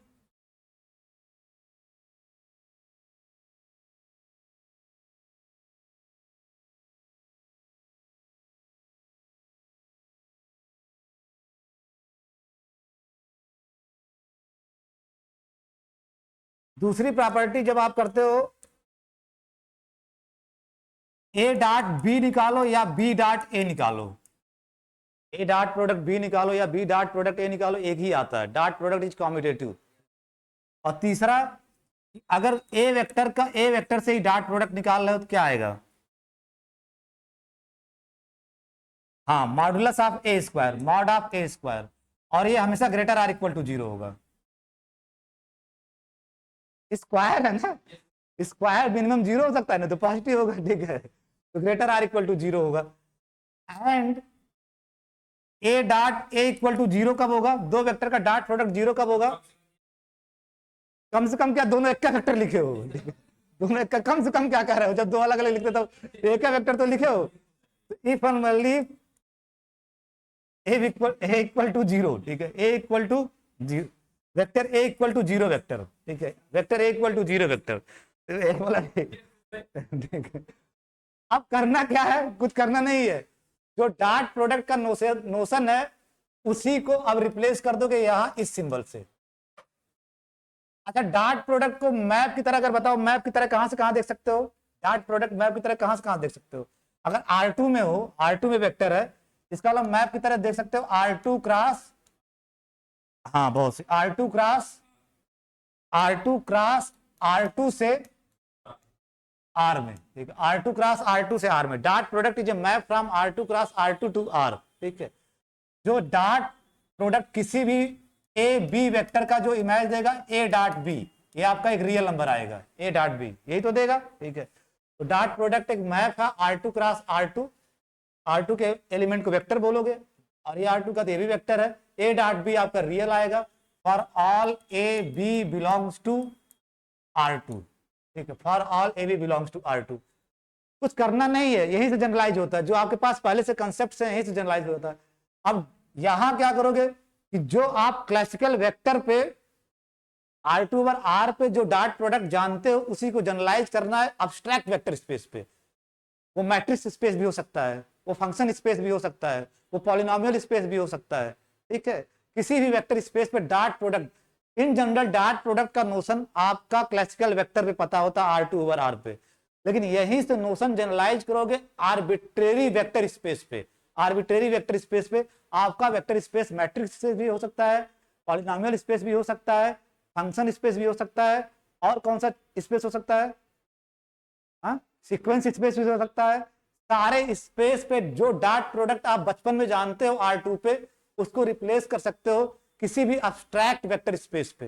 रिप्लेसमेंट का तरीका क्या है कि जो डॉट है उस डॉट को अब इस सिंबल से डिनोट करोगे, ऐसे बनाते हो, ऐसे, और बीच में कामा, ठीक है, मींस ए डॉट बी को अब लिखोगे ऐसे, ये नोटेशन अडॉप्ट करोगे, ए डॉट बी अब जब जनरलाइज करने जा रहे हो तो ये लिखोगे। जब ये नोटेशन अडॉप्ट कर ले रहे हो प्रियांशु, ए डॉट बी को ऐसे लिखोगे, आप बताओ ये जो आपकी प्रॉपर्टी लिखे हो पहली वाली, ये चेंज होके क्या आएगी, डॉट प्रोडक्ट के फॉर्म में लिख, इस फॉर्म में अब लिखना है, हाँ क्या लिखोगे, अल्फा, पहले नोटेशन लगाइए, वही ना, पहले नोटेशन लगाइए, हाँ हाँ, कहा ब्रैकेट, रहने दो ब्रैकेट, रहने ब्रैकेट क्यों, बस इसी डॉट को तो रिप्लेस कर रहे हो, तो ए की जगह ये पूरा है, ये बी की जगह सी है, तो कामा, सीधे कामा लिखो, कामा सी, ये तो लिखोगे। ये वाला नोटेशन जब अडॉप्ट कर लिए तो इसको यही लिखोगे, inner product of alpha A plus beta b, यानी डॉट प्रोडक्ट का जनरलाइजेशन ही इनर प्रोडक्ट है। डॉट इनर प्रोडक्ट कुछ नई चीज नहीं है, जो आपको क्लास 5 में डॉट प्रोडक्ट पढ़ाया जाता है उसी का जनरलाइजेशन है, उसी का जनरलाइजेशन है। इस साइड में क्या लिखोगे, इक्वल टू, इक्वल टू, इस साइड में क्या लिखोगे, ब्रैकेट का मरवा रहे हो, ठीक है, अल्फा और ए डॉट सी को क्या लिख सकते हो, ये ब्रैकेट नहीं बोलते हैं, ठीक है, ये सिंबल है a comma c, inner product बोलेंगे, इनर प्रोडक्ट ही, inner product a comma c plus beta, अब बीटा, हाँ, बी कामा सी, तो पहली प्रॉपर्टी चेंज होके ये आ गई। अब तुम ही पढ़ाओगे क्या सब, ठीक है, इसीलिए मैं सिखा रहा हूं कि तुम जब पढ़ाना तो ऐसे ही पढ़ाना, ठीक है। ये वाला क्या होगा, हाँ,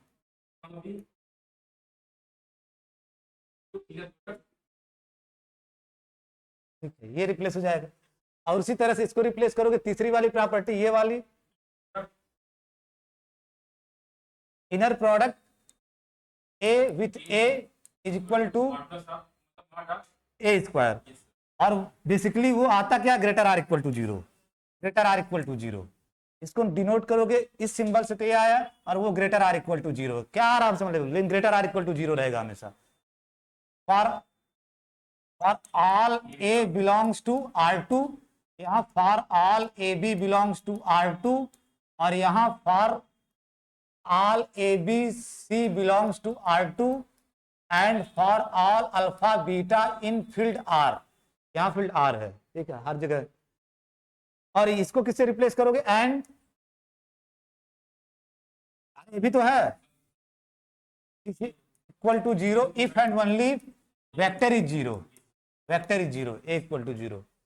यही तीन प्रॉपर्टी को जनरलाइज कर दिया हु बहु।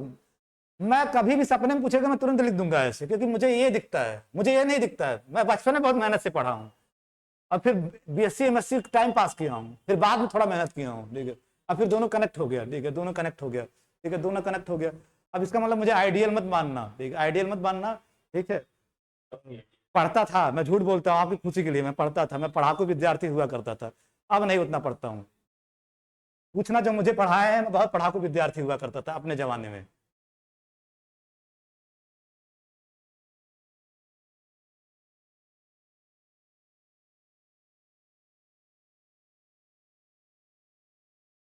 अब राइट डाउन द प्रिसाइज, तो डिफिनीशन लिखो इनर प्रोडक्ट की प्रिसाइज।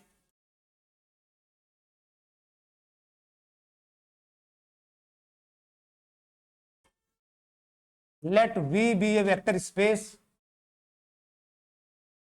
अब जो डॉट प्रोडक्ट का कॉन्सेप्ट R2 ओवर R के ऊपर था, वो किसी वेक्टर स्पेस पे ट्रांसफर कर रहे हो, ठीक। पहली बात तो ये जानना कि इनर प्रोडक्ट जो है डॉट प्रोडक्ट का जनरलाइजेशन है। Dot product is the particular case of inner product, dot product is the particular case of inner product. Let V be a vector space over a field, field F। हाँ, यहां एक restriction है, जो field है आपकी वो R या C और ZP फेटपी नहीं हो सकती। इस पूरे चैप्टर में फील्ड या तो R होगी या तो C। क्यों? वाई? क्यों ZP नहीं ले सकते? क्यों आप फील्ड R और C ही लेते हो? ऐसा लिखवा देते, लेकिन आपका क्वेश्चन होने चाहिए क्यों? प्रियांशु, अरे गधे कहे कि मैं जनरल अभी डिफिनीशन लिख रहा हूं, जिसमें F को रिस्ट्रिक्ट क्यों कर दे रहा हूं, R और C। फील्ड तो ZP भी है, फील्ड तो ZP भी है। मैं तो फील्ड कई प्रकार का बनाया हूं, एक तो क्यों केवल R और C ही ले रहे हो?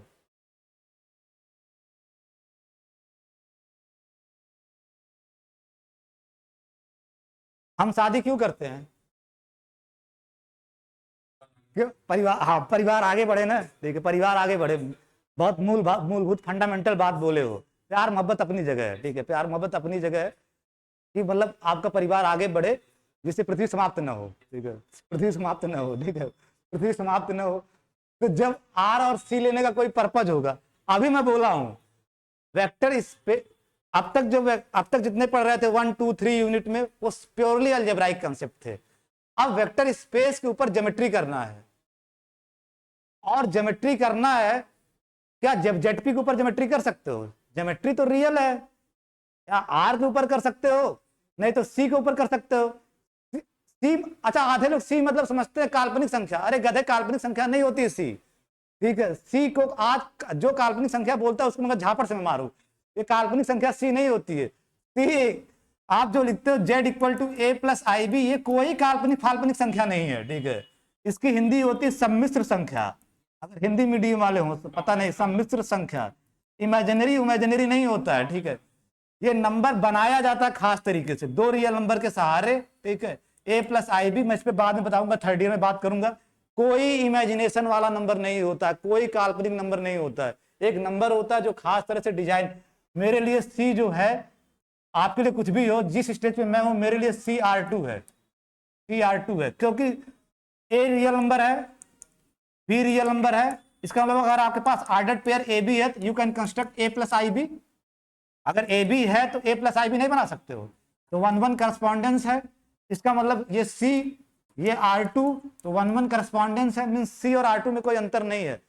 अंतर बहुत है, लेकिन अप टू लुक वाइज, ठीक है, अप टू लुक वाइज ज्यादा अंतर नहीं है, अप टू लुक वाइज ज्यादा अंतर नहीं है। बस क्या है कि मेरे जैसा ही आदमी है, ठीक है, बिना गॉगल का है, ठीक है, चाहे ऐसे लिखो चाहे ऐसे लिखो, चाहे ऐसे लिखो चाहे ऐसे लिखो। तो सी मतलब R2। तो चूंकि ज्योमेट्री करनी है तो ज्योमेट्री जेडपी फील्ड के ऊपर नहीं कर सकते, या तो आप रियल फील्ड के ऊपर कर सकते हो या कॉम्प्लेक्स फील्ड के ऊपर कर सकते हो। There are two branches of geometry, जान लो, ये किसी को ढीलने के लिए काफी है, जब आप किसी से बताओ तो थोड़ा लगे कि तुम पढ़े हो, ठीक है। एक आज के जमाने में कॉम्प्लेक्स ज्योमेट्री भी चलती है। कॉम्प्लेक्स ज्योमेट्री मतलब कॉम्प्लेक्स फील्ड के ऊपर ज्योमेट्री, कॉम्प्लेक्स फील्ड के ऊपर ज्योमेट्री। और एक रियल ज्योमेट्री जो आप पढ़ते हो, फर्स्ट ईयर सेकेंड ईयर जो भी है जो पढ़ते हो, वो रियल फील्ड के ऊपर ज्योमेट्री है, ठीक है। तो बेसिकली इनर प्रोडक्ट स्पेस पढ़ने का पर्पज क्या है, ज्योमेट्री करना। और ज्योमेट्री हम केवल फील्ड आर और सी पे ही कर सकते हैं, ठीक है। या तो हम कॉम्प्लेक्स ज्योमेट्री कर सकते हैं या तो हम रियल ज्योमेट्री कर सकते हैं। जेडपी वाली कोई ज्योमेट्री होती ही नहीं है अभी तक, जेडपी वाली कोई ज्योमेट्री होती नहीं है, लेकिन वो अभी मतलब उतना चलन में नहीं है जेडपी, लोग उस पर लगे हुए हैं, ठीक है, लोग उस पर लगे हुए हैं। अब जेडपी में कौन सी ज्योमेट्री करोगे, 0 बार, 1 बार, 2 बार, 3 बार, 4 बार, मान लो Z5 लिख दिए, Z5, यही तो है आपका Z5। करो ज्योमेट्री, 5 एलिमेंट बैठ के ज्योमेट्री करो इस पे। तो क्या ज्योमेट्री कर सकते हो, रियल पे कर सकते हो, ठीक है। रियल नंबर आर के सहारे आप R2 बना सकते हो, ठीक है, R3 बना सकते हो, R4 बना सकते हो, Rn बना सकते हो, और उनके अंदर ज्योमेट्री कर सकते हो। तो जो आप फील्ड लेते हो, अगर आपसे कोई पूछे तो आप कहोगे कि इनर प्रोडक्ट स्पेस पढ़ने का जो पर्पज है, जो गोल है, जो एम है, जो टारगेट है, वो बेसिकली वेक्टर स्पेस के ऊपर ज्योमेट्री करना, वेक्टर स्पेस के ऊपर ज्योमेट्री करना। और ज्योमेट्री केवल दो ही टाइप की होती है, या रियल ज्योमेट्री यानी फील्ड रियल के ऊपर, ठीक है, या कॉम्प्लेक्स ज्योमेट्री यानी कॉम्प्लेक्स फील्ड के ऊपर। इसीलिए रिस्ट्रिक्ट कर दिया जाता है इस पूरे चैप्टर में, इनर प्रोडक्ट स्पेस चैप्टर में, क्योंकि ज्योमेट्री करनी है तो फील्ड आपका या तो आर होगा या तो सी होगा, आर होगा या तो सी होगा, ठीक है।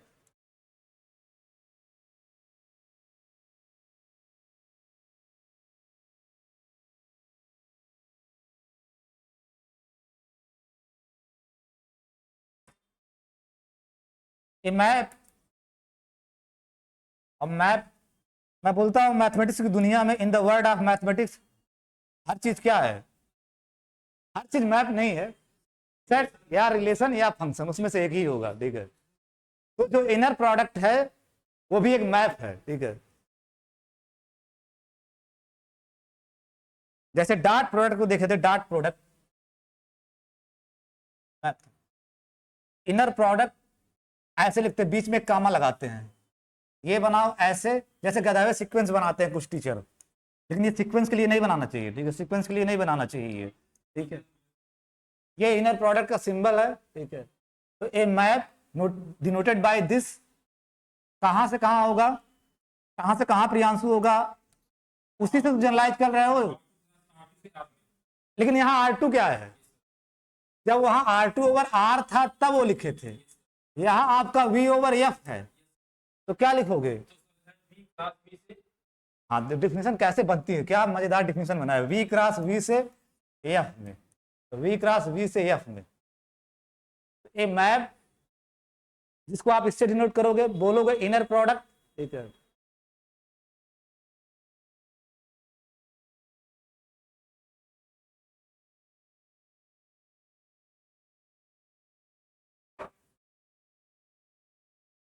satisfying satisfying satisfying इसके द्वारा यहाँ के किसी एलिमेंट का जो इमेज आएगा वो स्केलर होगा, फील्ड का एलिमेंट, ठीक है, फील्ड का एलिमेंट। मीन्स ये समझो, अब ये लिखना मत, मैं समझा रहा हूँ, ये नोट्स में गोजना वोजना मत, क्योंकि डिफिनेशन वैसे लिखना जैसे एग्जाम में लिखना होती है। यहाँ आप कोई दो एलिमेंट लिए V1 V2, अरे पार्ट आर्डर्ड पेयर होगा ना, V1 V2, V1 V2, V cross V का मतलब क्या, आर्डर्ड पेयर V1 V2, ये पहले से आ रहा है, ये दूसरे से आ रहा है। इसके द्वारा जो इमेज आएगा इनर प्रोडक्ट के द्वारा, ये मैप है ना ये, इसके द्वारा इमेज ऐसे ही तो लिखते हो, तो जो इमेज आएगा उसको डिनोट करते हैं इसके अंदर V1 V2, ये नोटेशन अडॉप्ट करते हैं। यानी इस मैप के द्वारा यहाँ के एलिमेंट का इमेज V1 V2 जो आएगा उसको इस नोटेशन से डिनोट करोगे। ये जस्ट नोटेशन है, जस्ट नोटेशन है, just notation means inner product के द्वारा अगर आप एक्स वाई की इमेज निकालोगे तो क्या लिखोगे? हाँ, ये नोटेशन इनर प्रोडक्ट के अंदर। हाँ, तो क्या निकालोगे? हाँ, आपकी उल्टा पे लिख दिया हमने। तो आप क्या लिखोगे? दिस इज नथिंग बट, इसके द्वारा इमेज है। हाँ, इसके द्वारा इमेज है। तो ये इधर से इधर जाना जाने, यानी ये जो लिखते हो ना, बेसिकली इस मैप के द्वारा इसका इमेज है। ठीक है, ये इमेज है। अब आगे ये नहीं लिखा जाएगा बार बार, नोटेशन सब ऐसे फॉलो किए जाएंगे। आप समझोगे ये मतलब ये, ठीक है, इनर प्रोडक्ट का जो इसकी इमेज है वो ये है। ठीक है,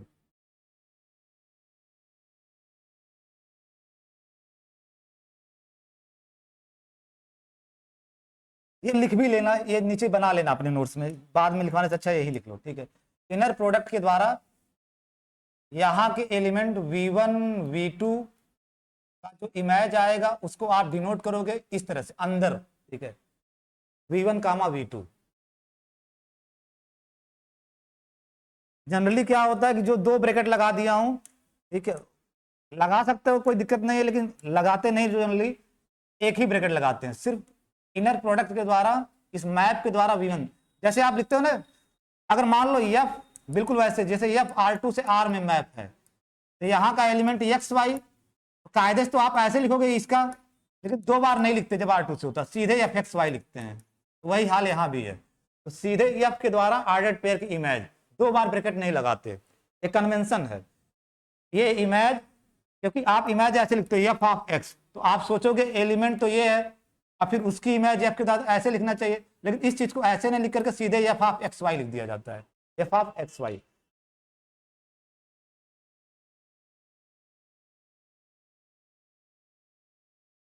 ए मैप दिस, और उसके द्वारा किसी v1 v2 का इमेज क्या होगा? v1 कामा v2। ये नोटेशन है, जस्ट नोटेशन अडॉप्ट कर रहे हो। For all v1 v2 belongs to v। उसके बाद लाइन चेंज कर लिखोगे सेटिस्फाइंग, सेटिस्फाइंग, ये फुल स्टॉप मत बनाइएगा यहाँ पे,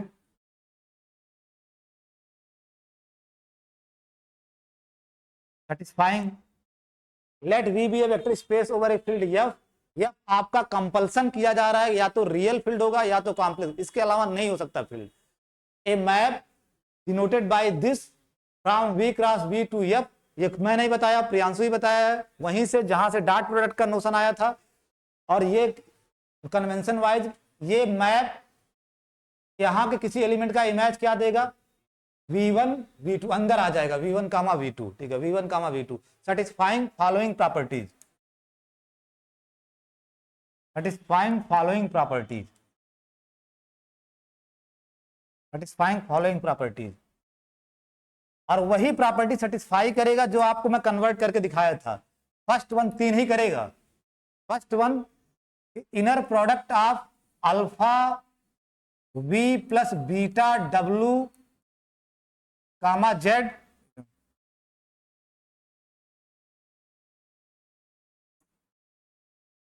प्रियांशु क्या आएगा? इसको सब कर चुके हो, बताना है क्या आएगा। पहली कंडीशन अल्फा लिखे थे ना, A vector B vector, alpha V plus beta W comma Z क्या आएगा?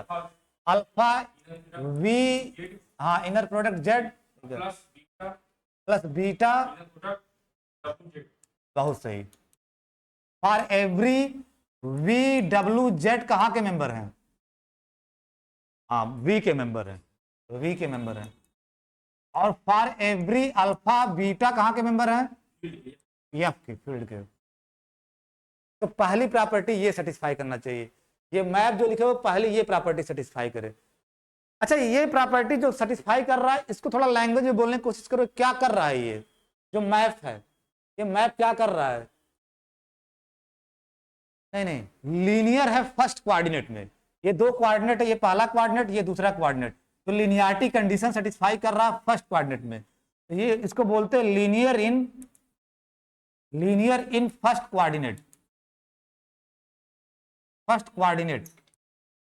क्योंकि इनर प्रोडक्ट के अंदर दो एंट्री रहती है, ये पहली एंट्री पहला कोऑर्डिनेट बोलोगे, दूसरी एंट्री दूसरा कोऑर्डिनेट, तो लिनियरिटी कंडीशन होल्ड कर रही है फर्स्ट कोऑर्डिनेट में, होल्ड कर रही है कि नहीं, जेड जेड ही पड़ा रह रहा है, जेड के साथ कोई छेड़छाड़ नहीं है, बस एक बार अल्फा बाहर आ गया वी और फिर एक बार बीटा बाहर आ गया डब्ल्यू, ठीक है।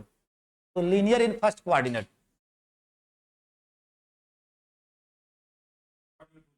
अभी वो बाद में प्रूव करना पड़ेगा, अभी सिर्फ फर्स्ट कोऑर्डिनेट, ठीक है, अभी सिर्फ first coordinate. Second one inner product क्या था आपका, ये तो लिखे थे इनर प्रोडक्ट जो वहां जनरलाइज जहां से कर रहे थे, डॉट प्रोडक्ट को ऐसे लिखते इक्वल टू, ये लिखते थे, तो यहां क्या लिखोगे V W equal to W V, यही तो लिखोगे, ठीक है, यही तो लिखोगे दूसरी प्रॉपर्टी, ठीक है। फॉर ऑल वी, अगर आप किसी का मोटिवेशन समझ लो ना, कोई आइडिया कोई कंसेप्ट कहां से आ रहा है, तो जिन 15-20 हजार साल तक डेफिनेशन नहीं बोलोगे, मर जाओगे तब भी नहीं बोलोगे, ठीक है, चिल्ला चिल्ला के वो तुम्हारी अस्थियां बोलेंगी, लेकिन अगर आप रट के जाओगे तो 2 दिन बाद भूल जाओगे, गारंटी 2 दिन बाद भूल जाओगे, ठीक है, आपको कुछ भी नहीं याद आएगा कि क्या इनर प्रोडक्ट क्या कैसे, ठीक है। तो दूसरी प्रॉपर्टी वहां ये थी तो ये हो गया, ठीक है। समस्या यहां है कि यहां जब आप वहां ले रहे थे तो आपका वेक्टर, आप क्लासिकल वेक्टर, तो वहां वेक्टर आपका क्या था R2/R, इसका मतलब फील्ड वहां पे फिक्स कर दिए थे R था, फील्ड वहां फिक्स कर दिए थे R था, यहां क्या है फील्ड C भी हो सकता है, तो जो V, W आ रहा है, ये समझो इनर प्रोडक्ट आपका मैप है V क्रॉस V से फील्ड में, और फील्ड आपका R भी हो सकता है और C भी हो सकता है कि नहीं, ठीक है, क्योंकि आप फील्ड पे या तो R हो सकता, ऐसा नहीं कि हमेशा R ही रहेगा, C भी तो हो सकता है, और C का सबसेट है R, तो मोर जनरल आप क्या बोलोगे C, ठीक है, C। अब इसके द्वारा किसी VW का जब इमेज निकालोगे तो वो आएगा इसके अंदर, ठीक है, इसके द्वारा किसी VW का इमेज निकालोगे तो VW वो आएगा इसके अंदर, F के अंदर, मतलब C के अंदर, ठीक है, C के अंदर, ठीक है।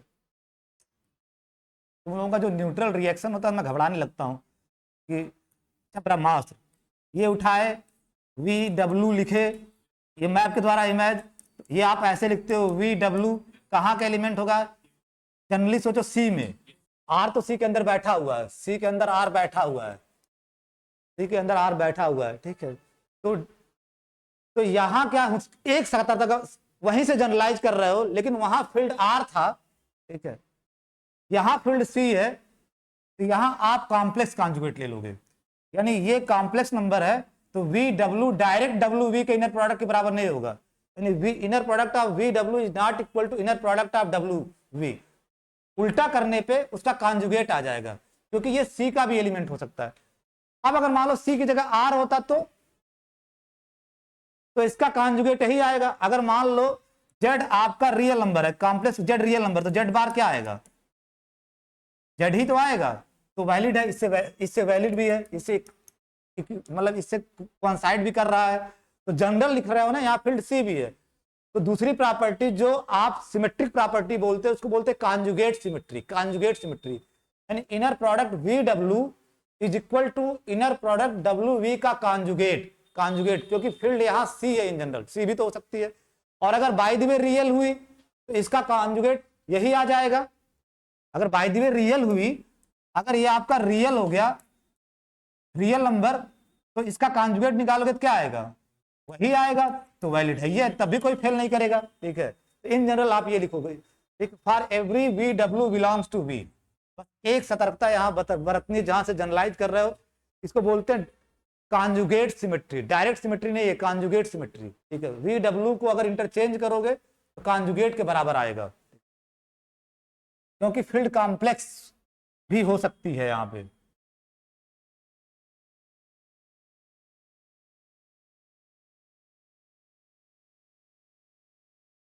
थर्ड वहां क्या किए थे प्रियांशु, कि किसी का किसी ग्रेटर आर इक्वल टू 0, ठीक है, तो यहां भी वही बात होगी, किसी वेक्टर का उसी वेक्टर के साथ इनर प्रोडक्ट लोगे, किसी वेक्टर का उसी वेक्टर के साथ इनर प्रोडक्ट लोगे, तो आप हमेशा ग्रेटर आर इक्वल टू 0 होगा, किसी वेक्टर का सेम वेक्टर के साथ इनर प्रोडक्ट लोगे तो ग्रेटर आर इक्वल टू 0 यहीं से आ रहा है, एंड अगर किसी वेक्टर का उसी वेक्टर के साथ इनर प्रोडक्ट लिए 0 आ गया, तो उस वेक्टर को क्या होना पड़ेगा, इफ एंड ओनली 0 ही होना पड़ेगा, यानी 0 इज द ओनली वेक्टर जिसका अपने साथ इनर प्रोडक्ट 0 होता है, अब मैं पूछू ना, अगर V नॉन जीरो है, इनर प्रोडक्ट ऑफ वी क्या होगा? मैं प्रियांशु पूछने वाला था, तुम बताओ। अगर V non zero Priyanshu, greater than zero, greater than zero, strict greater than zero आएगा अगर V नॉन जीरो है।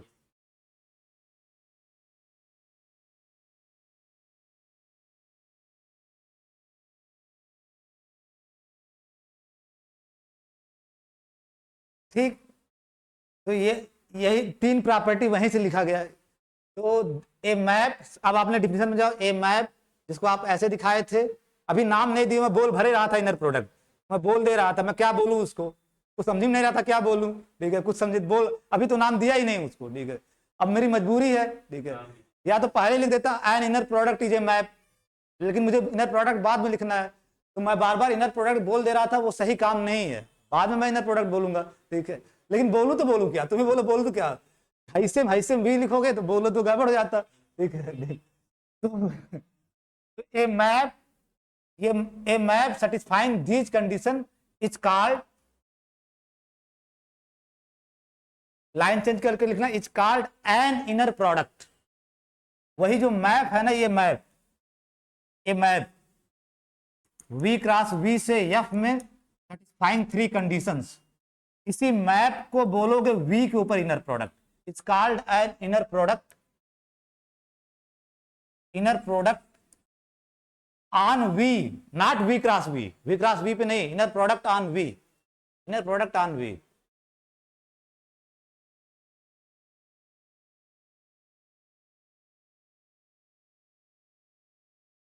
ए पेयर, या ए से अच्छा द पेयर लिख दो, द पेयर, द पेयर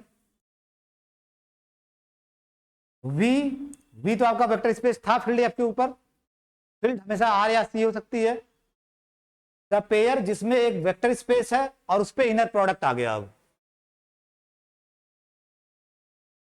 ये एडिशनल स्ट्रक्चर आ गया इस वेक्टर स्पेस पे, तो ये बनाना मत, मैं समझाने के लिए बना दिया कि तुम लोग भी, ठीक है, ये एडिशनल स्ट्रक्चर आ गया, यानी ए पेयर जिसमें पहला वाला एंट्री क्या है, हम आर्डर्ड पेयर नहीं बोल रहे हैं, आर्डर्ड पेयर में एक ही जैसा एलिमेंट आता है, बहुत लोग इसको आर्डर्ड पेयर बोल दे देते हैं, आर्डर्ड पेयर नहीं बोल सकते, आर्डर्ड पेयर में सजाती चीजें आती हैं, एक आपका सेट है और एक मैप है, तो आर्डर्ड पेयर कैसे बोल दोगे, आधे आर्डर्ड पेयर, आधे किताबें भी लिख देती है आर्डर्ड पेयर, आर्डर्ड पेयर नहीं है, पेयर, जस्ट पेयर, एक पेयर बोल रहा है जिसमें एक आपका वेक्टर स्पेस है, एक वेक्टर स्पेस है फील्ड एफ के ऊपर, और एक आपका मैप है जिसको आप इनर प्रोडक्ट नाम दे दिए हो, इनर प्रोडक्ट नाम दे दिए हो, तो a vector space together with an inner product on V, ठीक है, a vector space together with an inner product on V is called an inner product space, it's called an,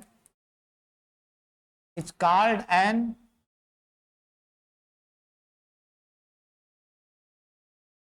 it's called an inner product space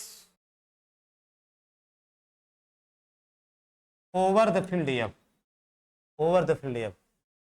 inner product space क्या होता है, vector space along with an inner product, आज से कोई पूछे vector space क्या है, तो vector space is nothing but, sorry, inner product space क्या है, अगर आपसे कोई आज के बाद से पूछे इनर प्रोडक्ट स्पेस क्या है, तो आप क्या बताओगे, इनर प्रोडक्ट क्या बताओगे Priyanshu, inner product A, a pair, हाँ उसको थोड़ा अपने भाषा में बोलो, इनर प्रोडक्ट स्पेस, हाँ, vector space together with an inner product, together with an inner product, ठीक है, जब वेक्टर स्पेस पे एक इनर प्रोडक्ट आ गया तो उसको इनर प्रोडक्ट स्पेस बोलोगे, ठीक है।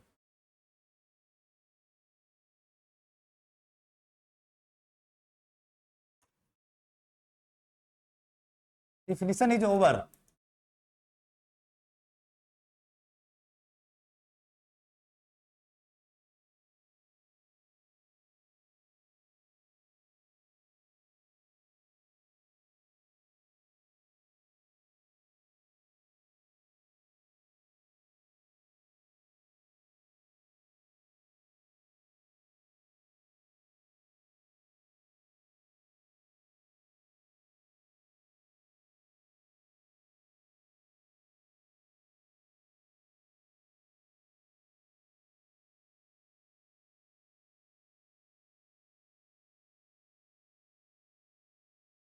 अब की बार दूसरा वेक्टर सम है डब्ल्यू प्लस जेड, क्या आएगा?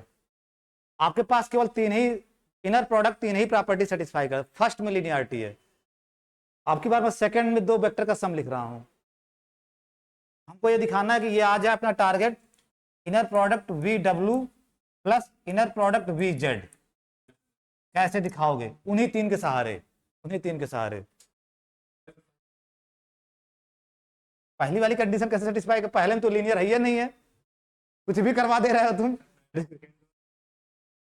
पहले आप सेकंड वाला ऑपरेट कराओगे, पहले तो ये आपका पहले में आना चाहिए ना।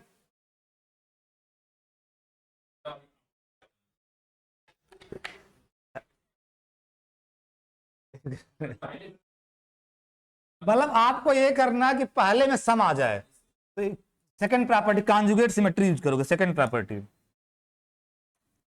This is equal to inner product W plus Z comma X. जब रिवर्स करोगे तो यहां बार लगा दोगे, बार लगा दोगे। अच्छा, कहां से एक्स? जब एक्स है नहीं, कहां से एक्स आ गया? वी। तो ये सेकंड प्रॉपर्टी यानी इनर प्रोडक्ट की सेकंड प्रॉपर्टी यूज कर रहे हो। अब पहले में आपका सम ऑफ टू वेक्टर आ गया। अब यहां आप फर्स्ट प्रॉपर्टी लगा सकते हो, W we inner product W we, inner product W we, inner product W we, inner product of W we. हाँ, बहुत सही। ये बहुत आसान चैप्टर है, आप लोग पढ़ोगे एक दो दिन में सब खत्म हो जाएगा। ठीक है, मुझे इसमें सिर्फ इतना समझना था कि हम इनर प्रोडक्ट पढ़ते क्यों है, ठीक है, बाकी कुछ ये नहीं है। ठीक है, अब फिर उसके बाद ये कॉम्प्लेक्स नंबर, ये कॉम्प्लेक्स नंबर, तो Z1 प्लस Z2 का बार बराबर क्या आता है? Z1 प्लस Z2 का bar equal to Z1 bar plus Z2 bar. ठीक है, तो W बार प्लस, आप आधे लोग दोनों नीचे से भी बार लगा देंगे। ठीक है, अरे बार नहीं लगाना, नीचे से भी नीचे भी, नीचे से भी बार लगा देंगे। डर लगता है बड़ा, आजकल के लड़के नोट्स बनाने में इतने मशगूल रहते हैं। ठीक है, तो Z1 प्लस Z2 का बार मीन्स Z1 बार, ये Z1 की जगह प्लस Z2 बार, ZV का बार।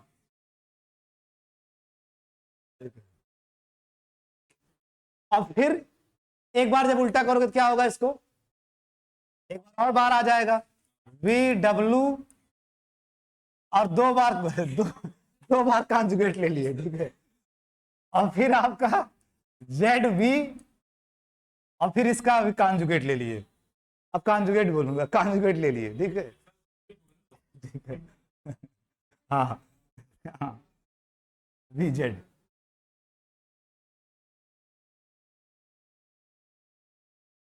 और किसी वेक्टर, किसी कॉम्प्लेक्स नंबर का दो बार कॉन्जुगेट लोगे तो वही कॉम्प्लेक्स नंबर आ जाएगा। तो this is nothing but VW plus VZ, VZ। तो आपका प्रूव हो गया, VW plus Z inner product equal to this.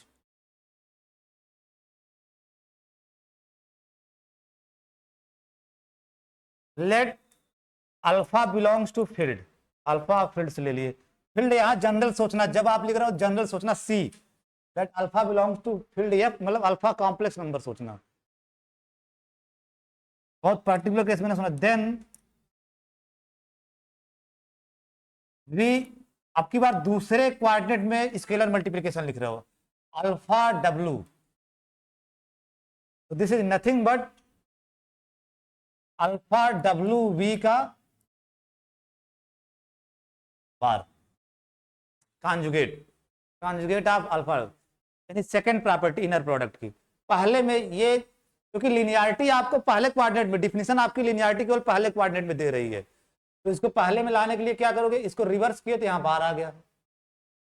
अब उसके बाद नेक्स्ट क्या लिखोगे? अब आप पहली प्रॉपर्टी यूज कर सकते हो ना, इनर प्रोडक्ट की पहली प्रॉपर्टी क्या कहती है? स्केलर बाहर आ जाएगा, alpha inner product W we, alpha inner product scalar बाहर आ गया, alpha inner product W we का होल बार। अब फिर conjugate of Z1 Z2 equal to Z1 का कॉन्जुगेट इंटू Z2 का कॉन्जुगेट, ये प्रॉपर्टी कॉम्प्लेक्स नंबर की। ये आपका क्या आ जाएगा? अल्फा बार डब्ल्यू वी का बार, यहाँ कौन सा मल्टीप्लीकेशन है प्रियांशु? तुमसे मल्टीप्लीकेशन मैं बहुत पूछता हूँ। हाँ, इनके बीच में जो मल्टीप्लीकेशन है। हाँ, ये और एफ मैं क्या लेके चल रहा हूँ यहाँ पे? एफ का मल्टीप्लीकेशन, फील्ड मल्टीप्लीकेशन। लेकिन इन जनरल जब बार लगा के लिख रहा हूँ तो क्या फील्ड लेके चल रहा हूँ?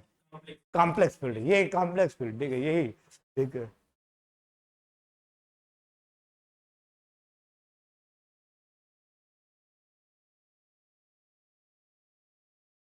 इस अल्फा बार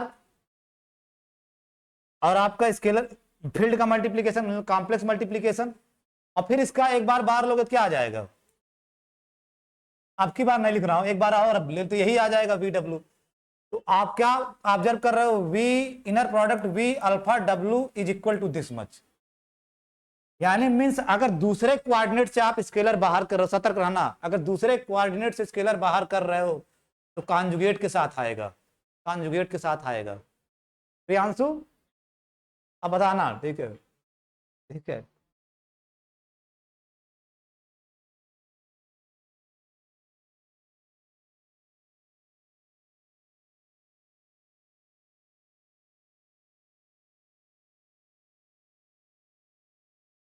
ये मैट्रिक्स स्पेस ले रहा हूं, मैट्रिक्स स्पेस फील्ड, यानी ए बी आपका एलिमेंट है एम क्रॉस एन ओवर सी का, एम क्रॉस एन, तो क्या लिखोगे ये? तो नहीं, ये लिखोगे ना फिर? हाँ, बस वही, ठीक है, हाँ, ठीक है। तो ये तो पहले कोऑर्डिनेट से अगर आप स्केलर बाहर कर रहे हो तो सीधे आ जाता है, लेकिन दूसरे कोऑर्डिनेट से अगर स्केलर बाहर कर रहे हो तो विथ कॉन्जुगेट आएगा, ठीक है। इसको बोलते हैं कॉन्जुगेट, मीन्स अब दोनों को एक साथ मिक्सअप करके लिख रहा हूं। अगर इस तरह से we alpha W plus beta Z, क्या आएगा प्रियांशु? अब दोनों को एक साथ मिक्सअप कर दे रहा हूं। एक बार समेशन वाला दिखाया था, दूसरे कोऑर्डिनेट में सम, दूसरे कोऑर्डिनेट में स्केलर, दोनों एक साथ लिख दे रहा हूं। Alpha bar inner product of V W plus beta bar inner product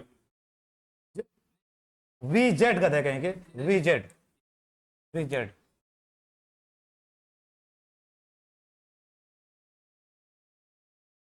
For all v w z belongs to vector space and for all alpha beta belongs to field scalar field, जो कि सी। अब प्रश्न ये है, इसको बोलते हैं, ये जो लिखे उन्हें कॉन्जुगेट लीनियर, इसको बोलते हैं conjugate linear, conjugate direct linear नहीं है, conjugate linear, conjugate linear in second coordinate, second coordinate in general second coordinate में लिनियरिटी कंडीशन होल्ड करती है, लेकिन कॉन्जुगेट लिनियरिटी कंडीशन, यानी स्केलर कॉन्जुगेट के साथ बाहर आएंगे, स्केलर कॉन्जुगेट के साथ बाहर आएंगे, इसको बोलते हैं conjugate linear in second coordinate in general inner product space के अंदर। अब मेरा प्रश्न प्रियांशु तुम्हें से है, कब actual linear in second coordinate हो जाएगा? ये कॉन्जुगेट में टी है, ये बार बन के ना है, यानी अल्फा बार अल्फा के बराबर आ जाए। अल्फा बार अल्फा के बराबर कब हो जाएगा? जब आपकी फील्ड आर हो जाए। तो अगर आपकी फील्ड आर है तो आपका इनर प्रोडक्ट फर्स्ट कोऑर्डिनेट में भी लीनियर होगा और सेकंड कोऑर्डिनेट में भी लीनियर होगा। तो वही मैं नोट में लिखवा रहा हूं, देखिए इन जनरल नहीं होता नोट, नोट अगर इफ फील्ड इज आर, अगर फील्ड आर है तो इनर प्रोडक्ट जो आपका है वो फर्स्ट कोऑर्डिनेट में भी लीनियर होगा, सेकंड कोऑर्डिनेट में भी लीनियर होगा। Inner product is linear, inner product on V लिख दो, inner product on V is linear in first and second coordinate both, दोनों में लीनियर होगा। आप ही बताया, मैं नहीं बताया हूं, बोथ। लेकिन अगर फील्ड आर नहीं है, ये ध्यान देना, अगर फील्ड आर, इफ आपकी फील्ड सी है, तो जो इनर प्रोडक्ट होगा ऑन वी इज लीनियर, यहां इज छूट रहा है, is linear, inner product on V is linear, is linear in first quadrant में तो लीनियर होगा, तो डिफिनेशन ही कहती है, डिफिनेशन की पहली शर्त, पहला condition, linear in first quadrant, वो तो डिफिनेशन की पहली कंडीशन ही बता रही है कि फर्स्ट क्वाड्रेंट में लीनियर होगा। अगर यह फील्ड कोई भी फील्ड हो, चाहे सी हो चाहे आर हो, फर्स्ट क्वाड्रेंट में कोई दिक्कत ही नहीं है। तो अगर यह सी है तो inner product on V is linear in first quadrant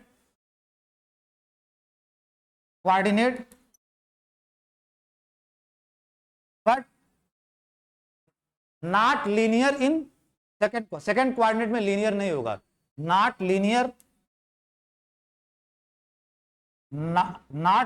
in second coordinate. हाँ, एक नया नॉमेनक्लेचर देते हैं, लीनियर तो नहीं होगा, एक नया नॉमेनक्लेचर, क्या आप उसको बोलोगे, कॉन्जुगेट लीनियर। सेकंड कोऑर्डिनेट में डायरेक्टली लीनियर तो नहीं होता, लेकिन कॉन्जुगेट लीनियर होता है, कॉन्जुगेट लीनियर।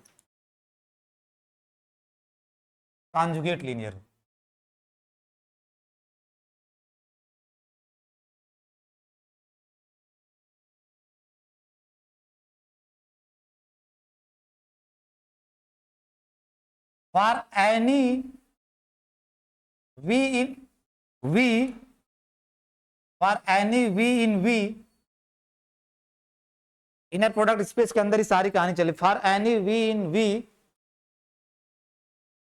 v का जीरो वेक्टर के साथ इनर प्रोडक्ट क्या आएगा, यानी v के किसी भी एलिमेंट का जीरो के साथ इनर प्रोडक्ट क्या आएगा। आप बचपन में जानते हो कि अगर ए वेक्टर है, इसमें जीरो वेक्टर का डॉट प्रोडक्ट लेते हो तो क्या आता है, जीरो वेक्टर। यहां भी जीरो आएगा, लेकिन प्रूफ कैसे करोगे, यहां भी जीरो आएगा, तो वहां कोई बदलेगा थोड़ी ना। आप बताओ, मान लो कोई चीज यहां से जनरलाइज हो रही है, तो जनरलाइजेशन आप तभी बोलते हो जब उसको यहां रिड्यूस करो तो क्वांसाइड कर जाए, रिजल्ट बदले ना यहां पे, तभी जनरलाइजेशन बोले। ऐसा नहीं कि जनरलाइजेशन कोई चीज है और यहां बदलने पे, ठीक है, और चेंज चीजें मैच न करें, चीजें यहां मैच करें। तो अगर इसका जनरलाइजेशन है वो, तो अगर इसको रिड्यूस करोगे यहां से, जहां से जनरलाइज कर रहे हो, तो क्वांसाइड करना। अगर यहाँ a dot product zero zero vector आता तो यहाँ भी inner product v comma zero zero vector आएगा। लेकिन हाउ टू प्रूव, जितना उपलब्ध है उसके सारे कैसे प्रूव करोगे। हाँ, वी जीरो को लिख सकते हो जीरो प्लस जीरो, इसको एलिमेंट की तरह सोचो और इसको एडिटिव आइडेंटिटी की तरह सोचो। वी वी ये वी का प्लस है, ये वी का प्लस है, ये वी का एलिमेंट और ये वी का जीरो वेक्टर, एडिटिव आइडेंटिटी, तो जीरो प्लस जीरो। और अभी प्रूव कर चुके हो कि this is equal to v inner product zero plus v inner product zero, अभी जस्ट प्रूव किए ऊपर।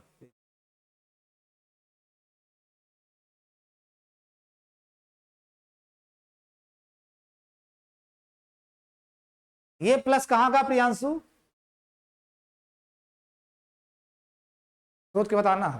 हम प्लस और जीरो तुमको उलझा दें, प्लस कहां का है, ये प्लस आर का है, कैसे आर कहां, फील्ड का है, तो जनरल फील्ड तो सी और आर, तो फील्ड का है, तो सी और आर कोई भी हो सकता है, हाँ तो फील्ड का है, ठीक है। और एफ का plus, F plus abelian group होता है, तो प्लस के रिस्पेक्ट में इनवर्स आएगा, इनवर्स आएगा, बिल्कुल आएगा। तो इसके इनवर्स से दोनों साइड आप ऐड कर दे रहे हो, ठीक है, मल्टीप्लाई नहीं, एडिटिव इनवर्स प्लस के रिस्पेक्ट में, यानी तो लिखते कैसे हो, minus b comma zero minus inner product b zero, यानी ये एडिटिव इनवर्स ऑफ फील्ड के एलिमेंट, ये additive inverse of this quantity, इस क्वांटिटी का एडिटिव इनवर्स है, इसका एडिटिव इनवर्स है, एडिटिव इनवर्स बोलते हो, क्योंकि एफ प्लस ग्रुप होता है, एफ प्लस ग्रुप ही नहीं अबिलियन ग्रुप होता है, ठीक है। तो प्लस के रिस्पेक्ट में इसका इनवर्स आएगा, जिसको आप ऐसे लिखते हो माइनस ऑफ दिस, और जो है उसको लिखोगे ये v inner product zero, copy paste equal to v inner product zero, इधर भी वही काम करोगे जो का, अगर इधर आप इसका एडिटिव इनवर्स जोड़ रहे हो इधर भी तो करोगे, ठीक है, इधर जोड़ोगे तो क्या आएगा आपका, additive inverse of inner product of we zero plus और यहाँ ब्रैकेट लगा लेना, inner product V0 plus inner product V0, दोनों साइड जो काम इधर किए यानी इसका एडिटिव इनवर्स दोनों साइड आप ऐड कर दिए। आप बताओ इसका ये एडिटिव इनवर्स है तो क्या प्रोड्यूस कर देगा? फील्ड का एडिटिव आइडेंटिटी यानी फील्ड का जीरो, फील्ड का जीरो, तो this is nothing but zero का फील्ड, जीरो का फील्ड नहीं, उल्टा हो गया, फील्ड का जीरो, ठीक है, फील्ड का जीरो, ठीक है, फील्ड का जीरो, ठीक है, फील्ड का जीरो। और चूंकि फील्ड एडिशन एसोसिएटिव होता है तो फिर इन दोनों को ब्रैकेट इन दोनों में लगा सकते हो, तो आपका my additive inverse of V comma zero plus inner product V comma zero, इसमें ब्रैकेट लगा दिया पहले दो में, लास्ट में ब्रैकेट था, पहले एसोसिएटिविटी यूज कर रहे हो, और plus inner product V comma zero.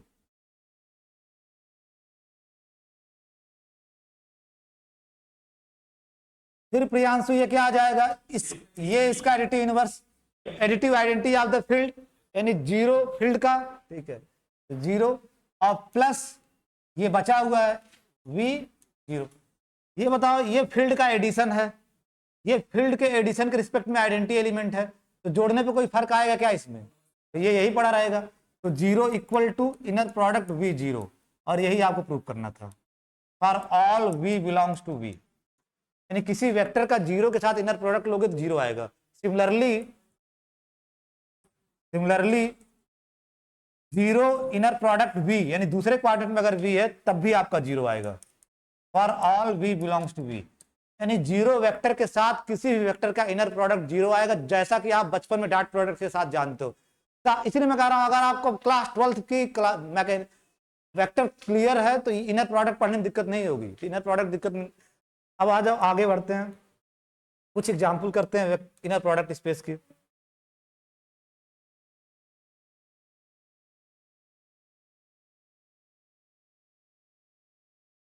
ज्यादा टाइम हो गया क्या?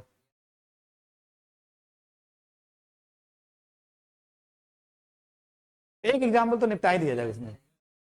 कंसीडर प्रियंका, जाना है क्या? भैया है क्या? Consider consider V equal to Rn and F equal to R।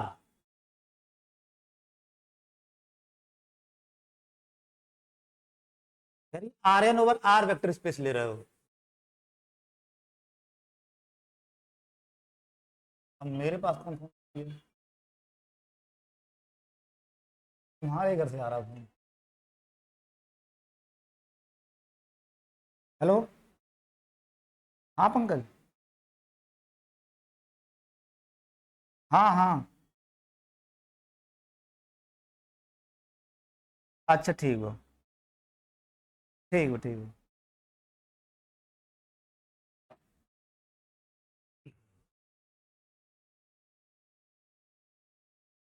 हाँ ठीक है, ठीक है। तो लेट लेट अब दो एलिमेंट लिया जाए आर्यन का, लेट कैपिटल एक्स बनाना, capital X equal to small x1 x2 xn and capital Y equal to y1 y2 yn belongs to Rn। दो एलिमेंट आप Rn के ले लिए। Define inner product of x, अभी इनर प्रोडक्ट नहीं बोलोगे, ये अभी मैप है, ठीक है। कैसे डिफाइन कर रहे हो? एक्स वाई का जो बचपन में जानते हो, डॉट प्रोडक्ट अगर आप पढ़ते थे a1 i cap a2 j cap b1 i cap b2 j cap, ये वेक्टर a है, ये वेक्टर b है, और एक इसमें और जोड़ लो a1 a2 b1 b2 a3 k cap और b3 k कैप, ये तो पढ़ते ही रहोगे, ठीक है। तो ए डॉट प्रोडक्ट क्या आता था आपका? a1 b1 plus a2 b2 और plus a3 b3, a3 b3, यही तो करते थे। यही बिल्कुल यहाँ भी आएगा, ठीक है, यही बिल्कुल, ठीक है। यहाँ क्या आएगा? x1 y1 x2 y2 plus वही वाला है, उसी का जनरलाइजेशन जो आप जानते हो, ठीक है, x2 y2 और plus dot dot dot xn yn। For all x equal to x1 x2 xn belongs to Rn and for all y equal to y1 y2 yn belongs to Rn।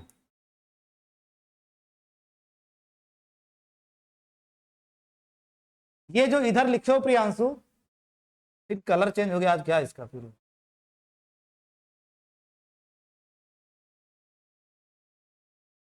ये जो इधर लिखे हो प्रियांशु, इधर ये क्या है? फील्ड यहाँ क्या है? अब तो सब सब आर में चल रहा है, रियल नंबर है, रियल नंबर। इसका मतलब जो आप मैप बनाए हो, कहां से कहां है आपका ये मैप? अगर मैप की तरह देखो कहां से कहां है, आर्यन क्रॉस आर्यन से आर में, आर्यन क्रॉस आर्यन से आर में है, ठीक है। जो किसी भी एक्स वाई का इमेज ये दे रहा है, ये रियल नंबर है, ये रियल नंबर है। चेक द, अब वो तीनों प्रॉपर्टी चेक करो जल्दी जल्दी।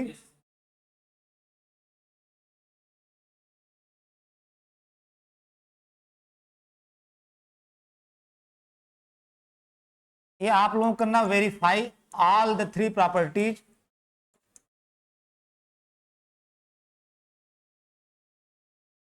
all the three properties of inner product,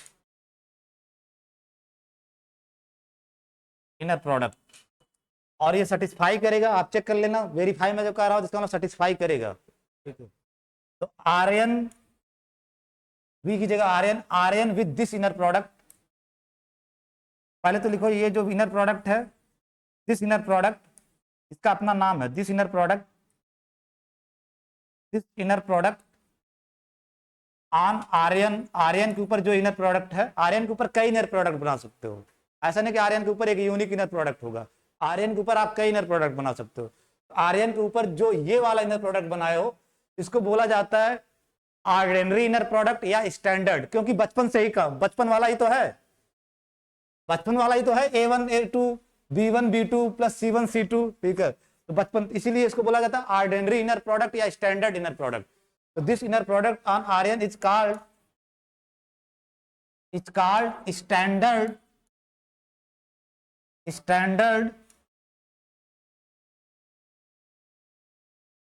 standard inner product, और थोड़ी देर बाद समझोगे दूसरा नाम जो उसका आता है यूक्लिडियन इनर प्रोडक्ट, क्योंकि इससे यूक्लिडियन मीट्रिक आ जाएगी, इसलिए इसको यूक्लिडियन इनर प्रोडक्ट भी बोलते हैं। हर इनर प्रोडक्ट से मीट्रिक आ जाती है, तो इसका एक नाम स्टैंडर्ड इनर प्रोडक्ट, स्टैंडर्ड इसलिए कह रहे हो क्योंकि ये वहीं से आ रहा है जो आप जान रहे थे, जो बचपन में डॉट प्रोडक्ट जान रहे थे, ठीक है, वहीं से आ रहा है।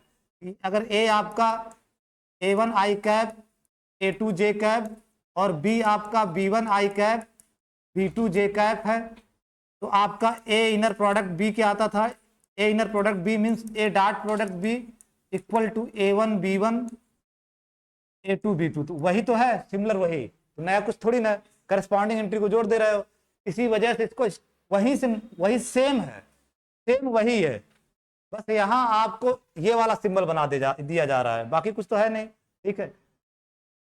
ज्योमेट्री वाले हो तो जान ही रहे हो कि हर कोऑर्डिनेट एक वेक्टर दे देता है, हर कोऑर्डिनेट एक वेक्टर दे देता है, ठीक है, ये भी नहीं जान रहे हो, हर कोऑर्डिनेट एक वेक्टर दे देता है। कि Euclidean inner product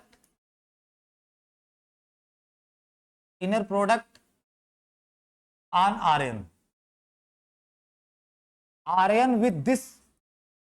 Rn with Euclidean, Rn with standard inner product, Rn with standard inner product या Euclidean inner product is called Euclidean space.